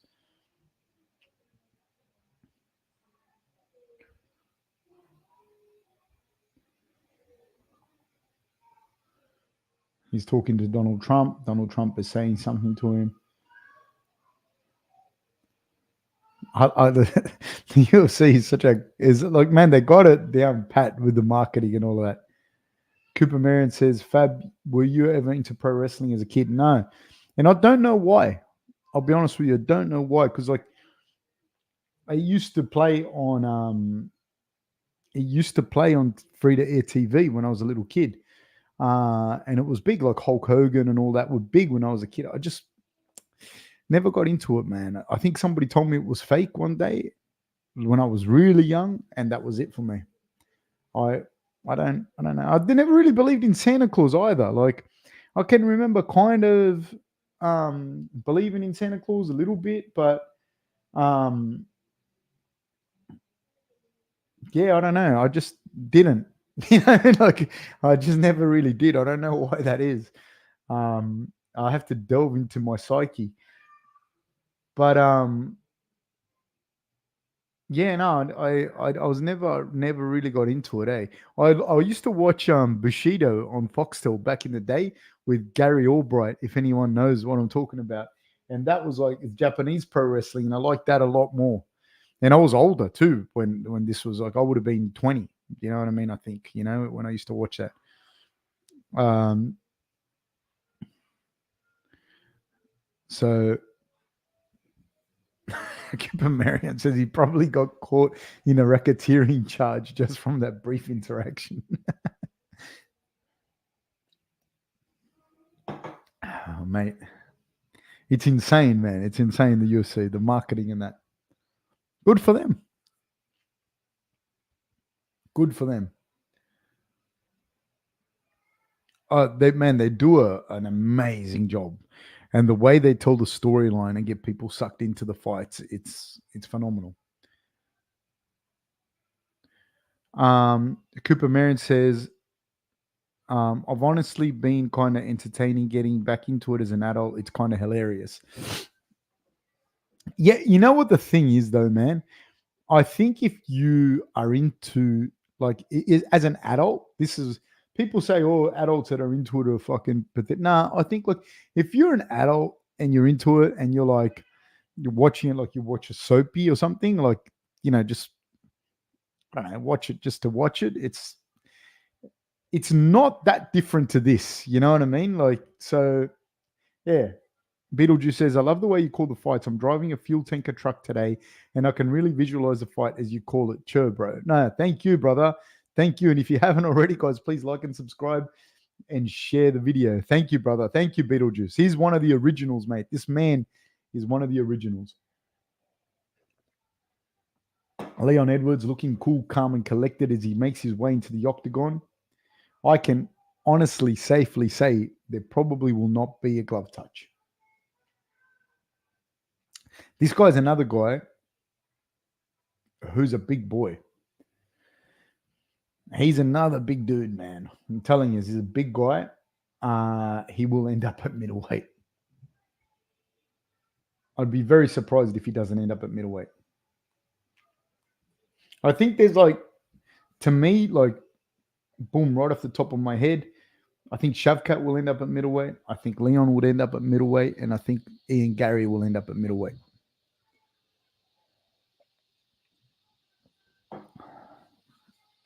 Cooper Marion says Leon is bigger than Fabian, who is a middleweight. True. Sometimes I get them mixed up. Exactly what you said. Sometimes I get them mixed up, and I'm like, wow.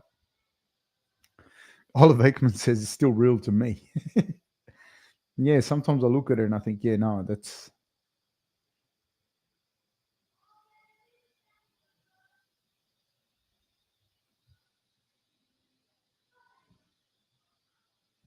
yeah, does a forward roll, does Leon. The big thing I think the big thing that I think is difficult is that generally Colby doesn't have that. Not to say he's still a grown man, a big dude, like he can still land a shot, it's gonna hurt you. But he generally doesn't knock people out, doesn't have that one-stop shot power. And Leon can definitely do it. He doesn't do it a lot, but yeah, he does land. He can knock you out. He has knocked people out. So Colby, I don't think he has any. He's got a TKO win over Max Griffin back in the day, a TKO win over from against a guy named Wang Ang Ying in the UFC in 2014, and it says TKO submissions, 2 punches. And I was just thinking about submitting someone and then you're punching them. But yeah, long story short, he doesn't have that boom, one-stop shop knockouts. And Leon Edwards, on the other hand, does have knockout wins, the head kick on thing. He doesn't have a huge amount, but he does have KOs on his record, So that's definitely something I think that separates the two. And obviously, he's a much better striker, is Leon. Leighton says the bumps they take, though, in pro wrestling, yeah, it's full on. Cooper Marin says Leon on that PD cycle hairline, bet the house. Oliver Ekman says, I'm just kidding. I've never liked pro wrestling. It's going back to the fights. Yeah, I think Colby will have success early, but I think Leon's going to get it done. He's just a bigger, younger, more versatile, better striker, good takedown defense, good grappler.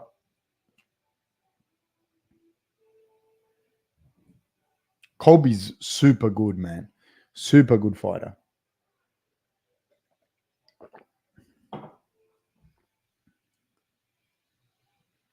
I think Colby's going to get finished, to be honest with you.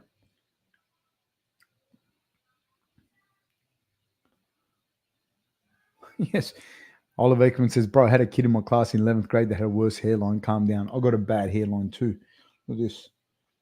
I was going bald from the get-go. I think I was born with hair and then downhill from there. I like that security guard that's standing next to Colby. I know that if Leon wanted to get to him, the security guard will stop Leon in a heartbeat.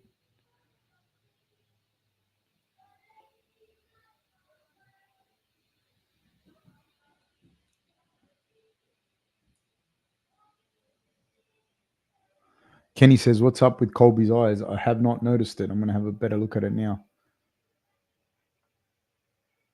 What do you mean, what's up with his eyes?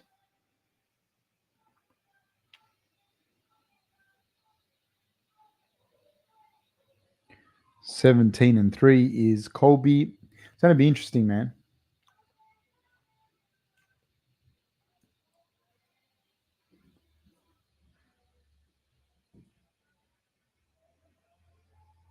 I hope he doesn't infect Leon then. Yeah, he does. Something's up with his right eye, eh?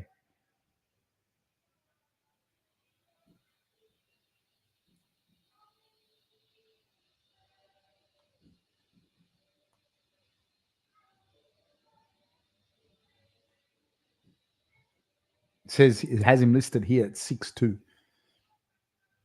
Edwards. I think, yeah. It surprised me every time how tall he is, every single time. Like, not even that they say there that he's 6'2". That's it. It's just when I see him standing next to people and you're like, oh shit, he's tall. And broad, like he's like a big boy. He'll end up a middleweight for sure, this guy. Especially if he wins this fight, I reckon he'll call it. Because you'll get a lot of momentum. Oliver Ekman says, do you think Sean got escorted out of the building? I don't know. Did he actually get concussed, like people are saying, that he got concussed? Colby's looking and staring at Leon. So is Leon. There's going to be no glove touch. I'll be actually surprised if they glove touch. No glove touch from either gentleman. We're about to start, ladies and gentlemen.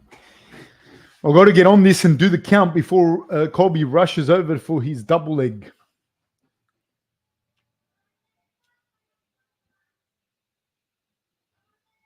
And we're off. 55, 54, 53, 52, 51. Now, this is interesting because Leon has started off in orthodox. It's smart of him because Colby would have been preparing the whole time for a southpaw.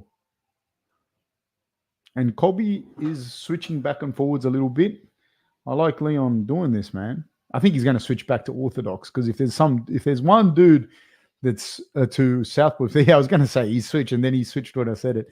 That's left-handed is him, But him fighting like this out of orthodox is very clever, man. Right off the bat. it just adds a new wrinkle to the problem that Colby has to face. And it opens up kicks for him to the open side, to the head, to the body.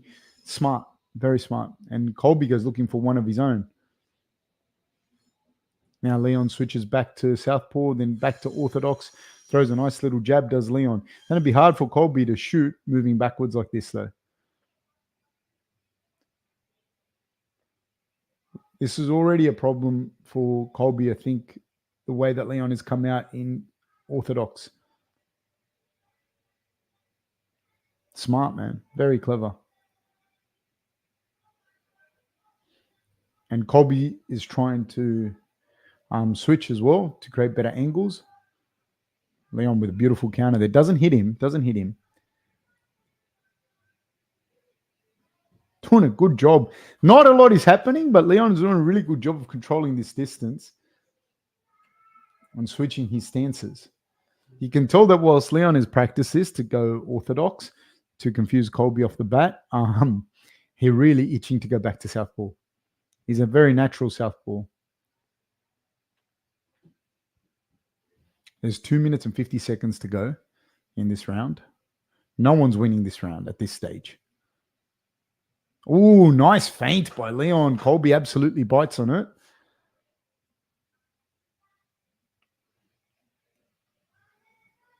Nice little jab. Counter by Leon. Both men exchange. Leon gets a better of it. Leon in the southpaw stance now. He's back to southpaw. Is Leon. Oh, nice left hand over the top by Leon. Colby absolutely felt that. Colby with trying to land some strikes here on Leon. Colby scouting the outside of the octagon. Leon controlling the center. Leon's in absolute control of this fight at this stage without throwing much of a punch. It shows the kind of ring presence and gentlemanship that Leon has. Nice inside kick by Leon. Leon is looking very good here, the way he's doing this. He's landed the only blow of the fight at this stage.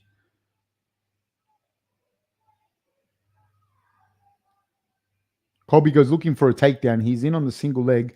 Leon counters with the left hand of his own. He's having problems with Leon's distance, man. With Leon's distance management, it's a bit much for Colby at this stage. 123.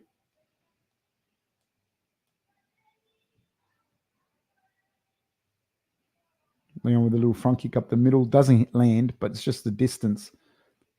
Oh, the counters on Leon are good, man. Colby's shelling up. He's scouting the periphery of the octagon. Not much is happening. 1 minute to go.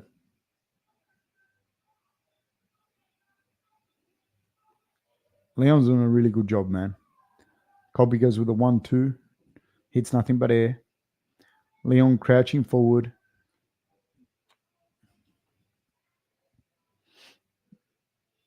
Oh, nice little leg kick by Leon.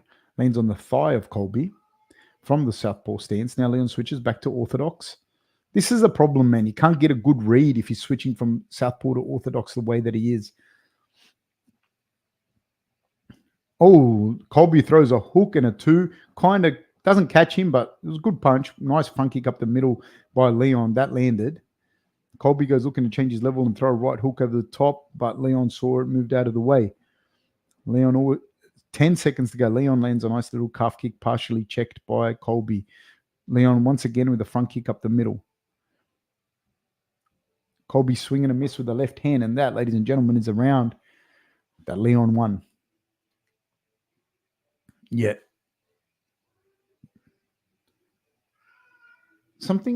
You're right, whoever said it, something's up with the face of Colby because the straightaway work in the ice, and I don't think he got hit really.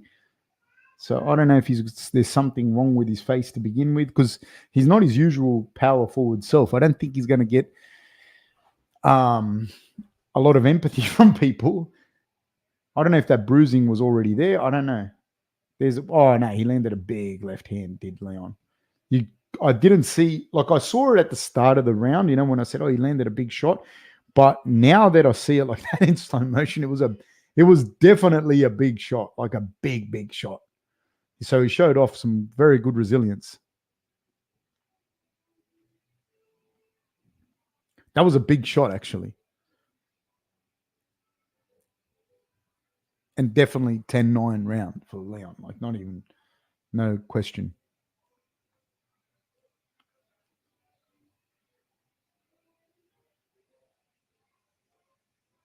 Colby goes looking for a body kick. Again, Leon controlling the center of the octagon. Colby really needs to, like, come at him, because you're already one round down, you know what I mean? And the way that Colby usually wins is by decision. So you're already one round down. You really need to start committing to coming forward and winning or losing, You can't stay out there. Now Colby's starting to throw with more venom, throwing 1-2s and answering Leon. Leon feints. But Colby bites on Leon's feints much more. Nice counters from Leon. Neither guy lands, but you can see that Leon's starting to get a good gauge of distance. Lands a nice heavy leg kick, does Leon. Now Leon's in the southpaw stance. Colby goes looking for a 1-2, but misses by about a foot.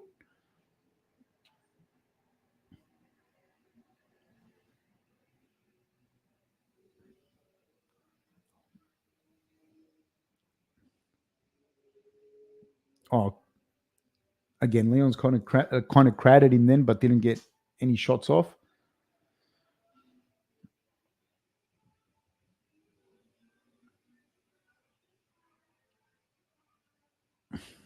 Colby looks to charge forward, but he can't get the read on the distance. And Leon counters so well, and he's controlling the center of the octagon. Is Leon and forcing Colby to scout the peripheries, and then landing the leg kicks on the lead leg of Colby, which is only going to exacerbate the situation for Colby's ability to come forward.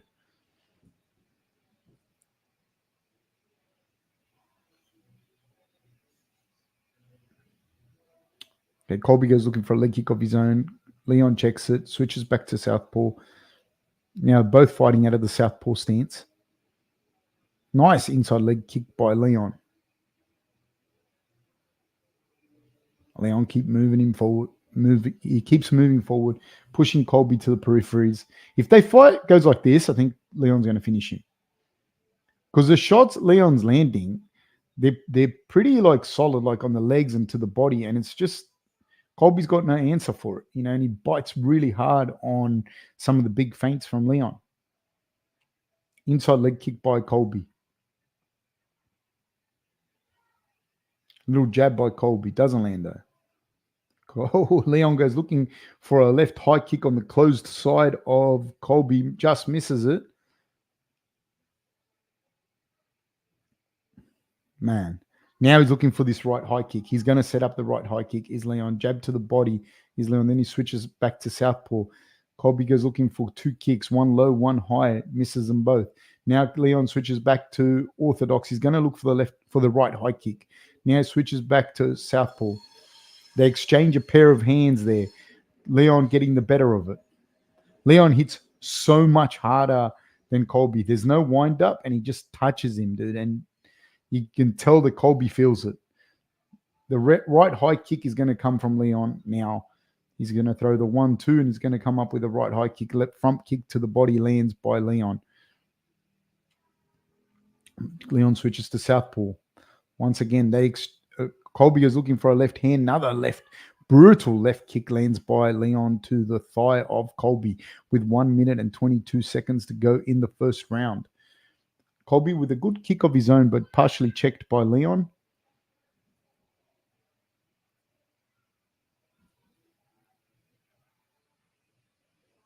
Colby is looking for an uppercut, swing and a miss. Left hand lands by Leon behind the ear of Colby.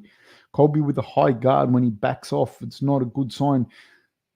Again, Leon switches to orthodox, and he's going to throw this right high kick. I can almost assure you. He's going to throw the 2 and then the right high kick behind it.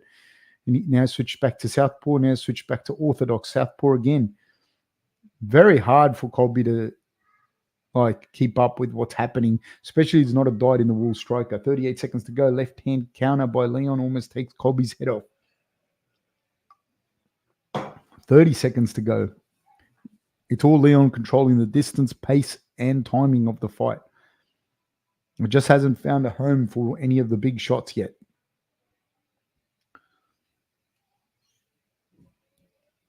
$15 to go. The right high kick's going to come. He's kind of circling Colby into it, but not throwing it, Leon. This is okay, and that, ladies and gentlemen, is the end of the second round, which is a big problem for Colby now. He's down 2 rounds. He does look uncomfortable. Somebody wrote that. Cooper wrote he's uncomfortable, but yeah, he's damn says Colby's right thigh is bruised already, and it is. Yeah, and then once you get to past this third round, if Leon wins this third round, for Colby to get a finish is going to be very hard. He just historically doesn't do it. Jamie C says, do you think after what Colby said about Leon's dad, people will not want to train with him? I think if people weren't going to train with him, they'd already be not training with him. That's number one. Number two is if he's winning, right? People forgive a lot when you're winning and you're on top and everything. When you're losing, it's different. You know what I mean? And now the leg kicks, man, and he's landing it just above the knee of Colby, would definitely be taking their toll. Leon is landing some really nice leg kicks. They're coming out for the third round. Colby tries to change the distance, but he tried to close the distance and get the takedown. Sorry, 49, 48, 47, 46, 45. Yeah, he tried to do that, but Leon is just outside of his range, man. I'm really impressed by Leon, as well. Like, just because he's just managing the distance so well. Nice little left hand by Colby. Leon slides just out of the way and switches to orthodox, does Leon, as Colby is on the peripheries of the octagon. He's having a lot of trouble with the distance, is Colby. Leon's length is a big problem, man. He's so long. Nice leg kick lands by Leon.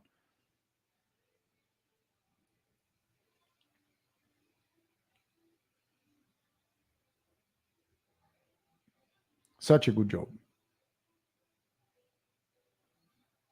Nice little front kick by Leon. That was a really nice little front kick. And now the amount of damage that Colby's sustaining is like, it's big. Because he's taken some big leg shots, man. This right high kick, I think, is going to come. Nice switch stance, and then he hits him on the switch. Oh, big leg kick lands by Leon. That would have hurt. And he forces Colby to change stances to orthodox. Colby goes back to southpaw. But, man, that leg is bruised up now. Colby goes with a 1 and a 2 for Leon. He's looking for a double leg. He's in deep on this double leg. He needs to win this round as Colby. There's 3 minutes and 13 seconds to go. He's in super deep. And Leon goes looking for mount. They get into a scramble. Colby's got the underhook. He gets Leon down. Great job by Colby. Leon went looking for mount. This could be the round that Colby wins. He needs to win this round. If he doesn't win this round, he's going to be in a lot of trouble. Having said that, he's got a long time to work. 3 minutes to go. He's in Leon's guard. Leon's guard is open. Leon's looking to frame up. He does. He gets to his feet. Colby's fucked. He ate a big head kick then. He wasn't able to hold Leon down. Leon shoots on Colby. Colby does a good job to stop the double leg with a front headlock, but Leon's in deep on him. Leon must have felt massive strength differential there between the two of them. And in grappling, size and strength absolutely matters. Like, it's thing. So he gets Colby down. Colby's in a lot of trouble. And the damage that Colby would have taken to his legs and that is not going to help him in these grappling exchanges. He's obviously fatigued. Like, he's having a lot of problems, and now he's got to think that Leon can take him down too. So this is a problem. This would absolutely destroy Colby's psyche, because he's not going to beat Leon in the way that he thought he was going to beat him. There's 1 minute and 49 seconds to go, and that's what I said before. Leon is very long and kind of like a big spider, you know what I mean? So it makes it very, very hard for you to be able to out grapple him like that. He can grapple too.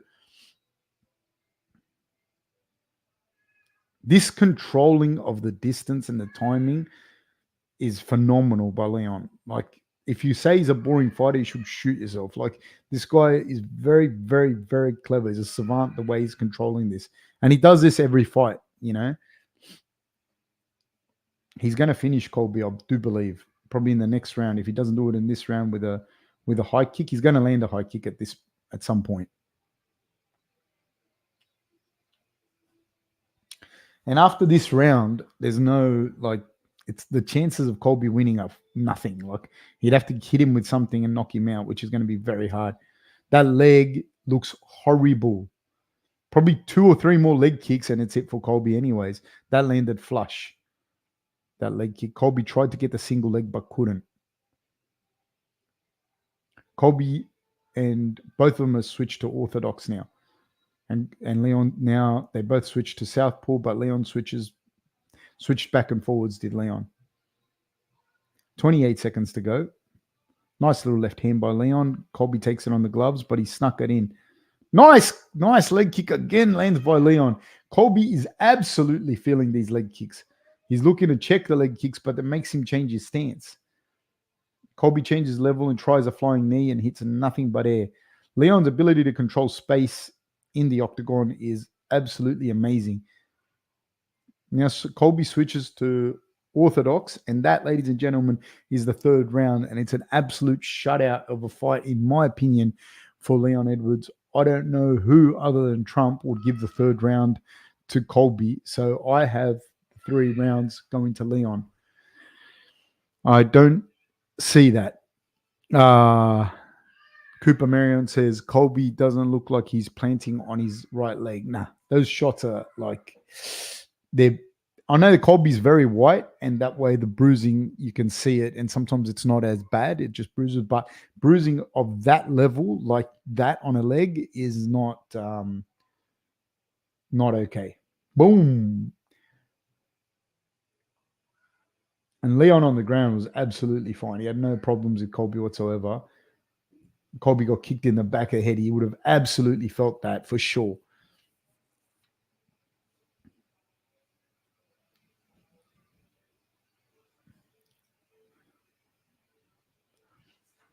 Yeah, so now the 4th and 5th championship rounds here, I don't think we'll see the fight go the distance. I think that Leon's just going to land too many hard shots in these rounds, and Colby doesn't have much thing. Hanoi Tripper asks Fab who's winning. Leon is smashing him. Like, not smashing him, but smashing him. He's winning 3 rounds to none, and he's doing a lot of damage, in particular to the legs of Colby. He's landed some good shots to the head. He's landed 2 or 3 really good shots, and Colby's leg is absolutely compromised. Another leg kick landed by Leon. Colby charges in with a 1 and a 2, but hits mainly the forearms of Leon. And again, he's looking to skip his way in for a double leg. Leon has got a reverse crossface. Colby's still in deep on this single leg. I can't tell from here if he's looking for a double leg, but Leon's controlling the far hand. Oh, Leon's looking for a choke. Colby spins out of the choke.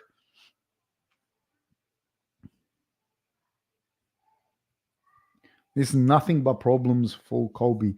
He checks a kick from Leon. He checked a kick from Leon.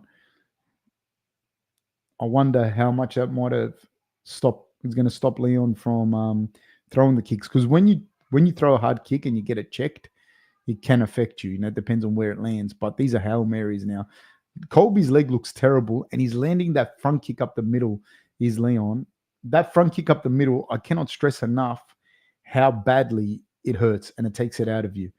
It takes the gas. Oh, left hand lands by Leon. Caught Colby at the end of the left hand. Nice leg kick lands again by Leon.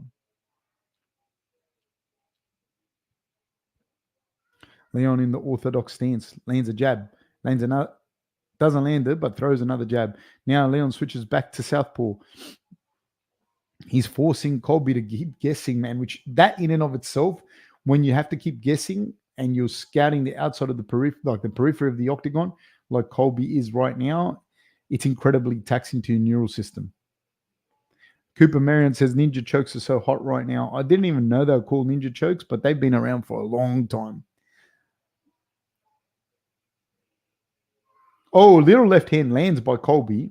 2 minutes and 40 seconds to go. Colby goes looking for a double leg. He has a body lock now on Leon. Leon has the whizzer.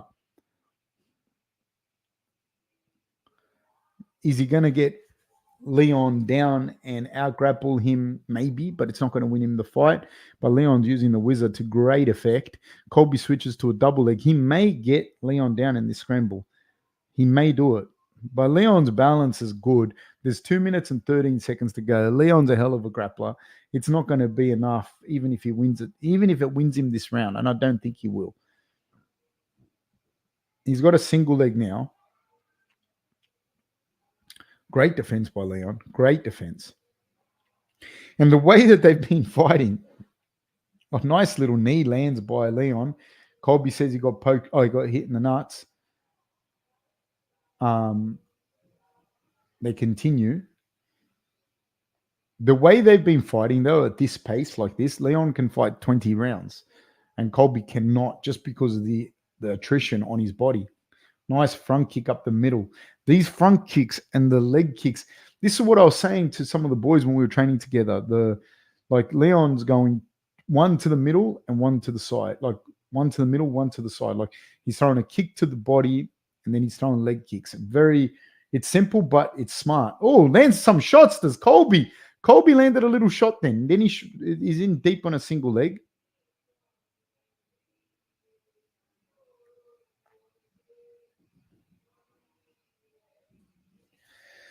$59 seconds to go. This is the best place for Leon to be because whilst Colby is working for the takedown, Leon's looking to get Colby's back. Colby might finish his takedown, and he does. Great scramble from Colby. Colby gets looking to get Leon's back, and he does. There's 44 seconds to go. This is Colby's game.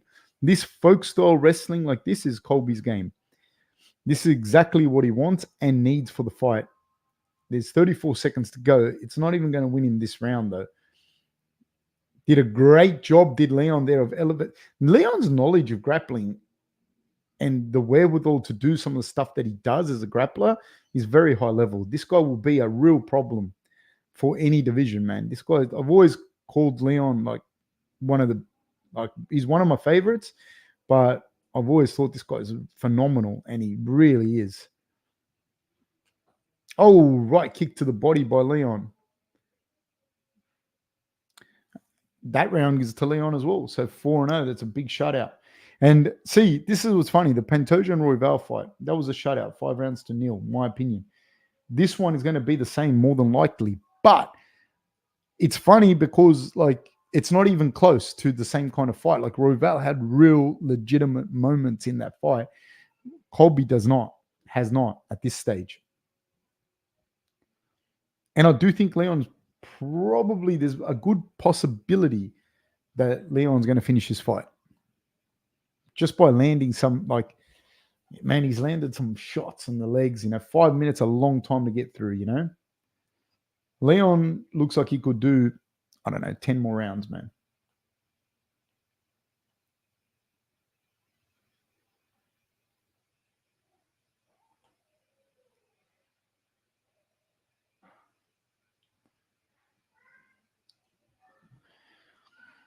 I don't know how Colby's going to come out to this part, I really don't know. There's the 5th round. Absolute shellacking by Edwards. They're both in the middle now. Leon once again in the orthodox stance, 54, 53, 52, 51, 50. Oh, there's the right high kick.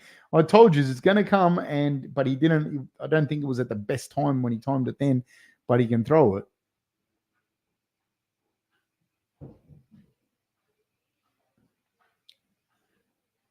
His ring gentlemanship is outstanding.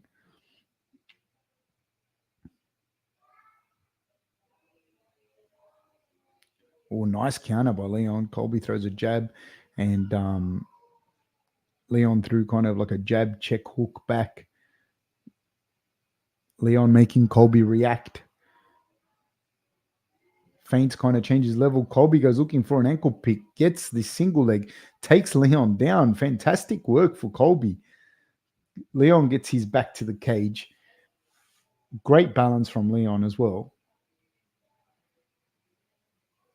looks for the wizard, does Leon. He's doing everything right. He's protecting his hip, not letting Colby get the hook in, and he's keeping his hand posted, not his elbow. So he's continuing to keep his posture.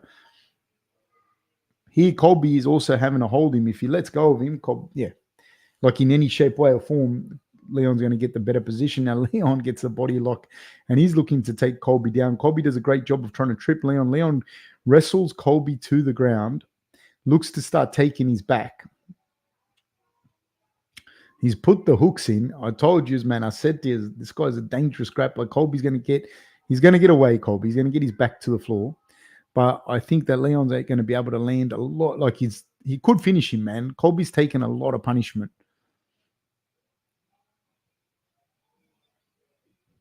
Colby's fighting the hands. Leon's looking good. Colby's going to kind of escape, but Leon's not trying to set up a triangle. I hope he triangles him. He's looking to set up a triangle / armbar kind of thing, and it's in deep. It's actually in deep. It's actually in pretty deep. He hasn't got his legs crossed correctly. No, now he does. This is going to be a problem for Colby. Oh, no, Colby gets out. Well done for Colby.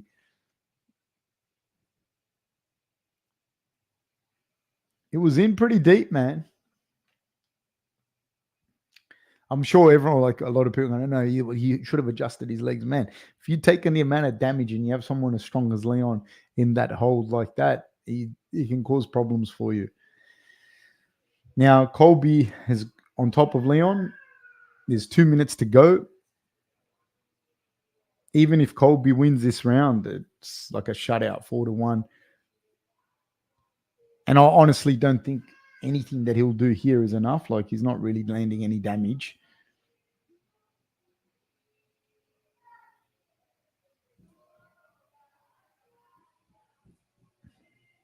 One minute and 46 seconds to go.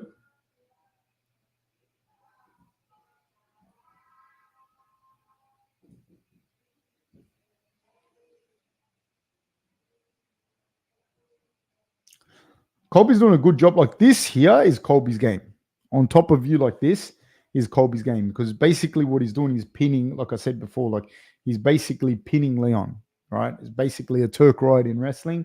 And I think Colby would be very, very strong in this position. Like, it'd be very hard to get this guy off you. There's not a lot for Leon. Hasn't got the correct underhook in. Colby has the head pressure in, and Leon can't really scoot his bum out towards the cage. And Colby's not going to let him. And Colby's perpendicular to Leon, so that puts more of Colby's weight over Leon. So this pins Leon. But I don't know, like, unless he submits him, I don't think it's going to be close. How can you be talking shit on the performance? I really don't understand. If you can explain to me, Cooper Marion. 30 seconds to go. He's just holding Colby down. The problem for Colby here is unless he can really hurt Leon, he's not going to win. He's landing some shots, but he wins this round. I'll give him this. He wins this round as Colby. But Leon's smart, man. He's going to win this. He's going to win this fight by a fucking fair stretch. 3, 2, 1, time. And that, ladies and gentlemen, is the wrap. Colby, he's celebrating the win. He's celebrating the win. You got to give him that. You got to give him that. No, it wasn't even close. Like, it wasn't even a close fight. He got success in one position in the whole fight, and he did do well. And I think he won this round. I would say to you that he won this round. But as far as winning the fight, it's not even fucking close. Cooper Marion says he's saying he should have pressed the gas because Shavkat and Bilal are going to push the pace. And now he's talking about how bad of a look this is, ending the fight on his back. He won 4 rounds out of 1 and beat up Colby Covington. And he beat up Bilal when he fought him too. So I don't like. Cooper Marion says, which I agree with, the trying not to end it on his back, but he's being over the top. I'm sure he wasn't trying to end it on his back. You know what I mean? I'm sure he wasn't trying to end it on his back. This is Colby was trying to hold him down. So this is the truth. Like, try and think about it the other way. Colby should have done that for 5 rounds. Um, Colby should rather, if you think of it like that, I think like try and think about one, crediting Colby's toughness, right? Because Leon landed some fucking shots on him. There's no joke. He landed some shots. Number one, so credit Colby's toughness. Two, try and understand that Colby should have done that from the start. And I think also if Leon had been overly aggressive and Colby had an ability or an opportunity to do that earlier in the fight, he would have. And Belal Muhammad is not the wrestler that Colby is, not by any stretch of the imagination. Let's not be silly about it. I've seen their fight before. I think Belal struggles a lot, and I think Shavkat would be a handful for anyone in this division. Anyone, including Leon. I don't even think it's even remotely close. Yeah, it was an absolute shutout for 4 rounds to 1. Yeah. His cornerman, Leon's cornerman, is not happy with someone in Colby's corner. I wonder what nonsense is going to be said here by Joe. Nah, I don't know. I thought it was a really good performance, honestly, to be fair. I think, of course, he didn't want to end that fight on the ground. You've got to credit Colby's toughness. He hasn't been finished by many people, man. And Leon shut him down completely. And then in the 4th round, Colby won some positions and ultimately ended up winning the round. That's how the fight went. And that's 4 rounds to 1 to Leon. Like, fuck, mate. Look, it's easy to sit here and criticize the dude. But you got to give credit to Colby as well. Like, he's very, very tough. He took some really big shots.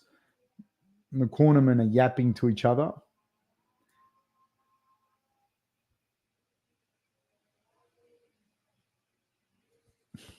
One of the cornermen is really not happy with it.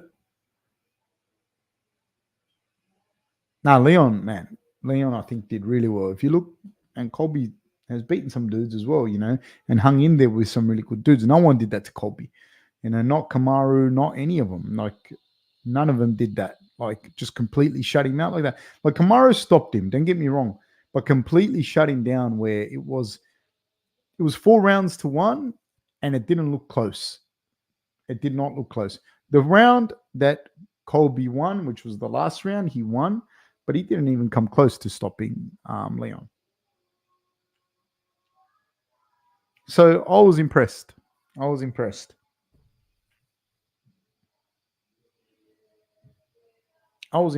Of course, it would have been better not to get finished, like not to finish on the ground on your back, but hey, it is what it is.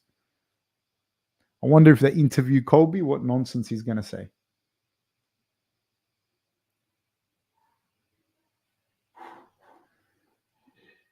Shavkat's a different animal. I don't think you can talk about, no disrespect to Belal, but I don't think you can talk about Belal and Shavkat in the same sentence. I think Shavkat, if they make that fight, Shavkat and Belal, I think Shavkat smashes him, like proper smashes him. I think he's just too much. I was super impressed that Colby celebrated the way he did, Good for him.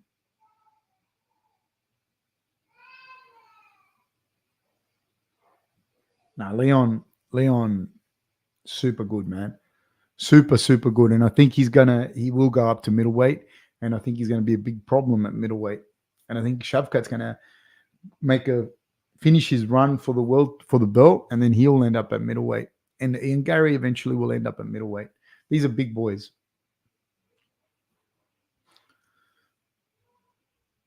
I thought this guy was going to do a better job. Honestly, I honestly thought Colby was going to bring the fight a little bit more, but he looked really confused. He looked like he had no answers for it.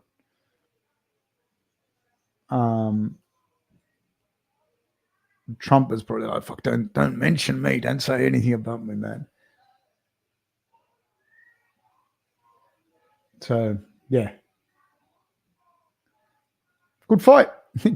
Good card. I enjoyed it. I very much enjoyed it. Guys, please like and subscribe if you haven't already. And we will be back on very, very, very soon in the next couple of days. So, guys, thank you so much. Like I said, please like and subscribe if you haven't already. I very much enjoyed the stream with you guys. So thank you and take care. Please do, guys. Please do. Thank you. Thank you, Oliver. Take care, guys. See you all later. Bye-bye.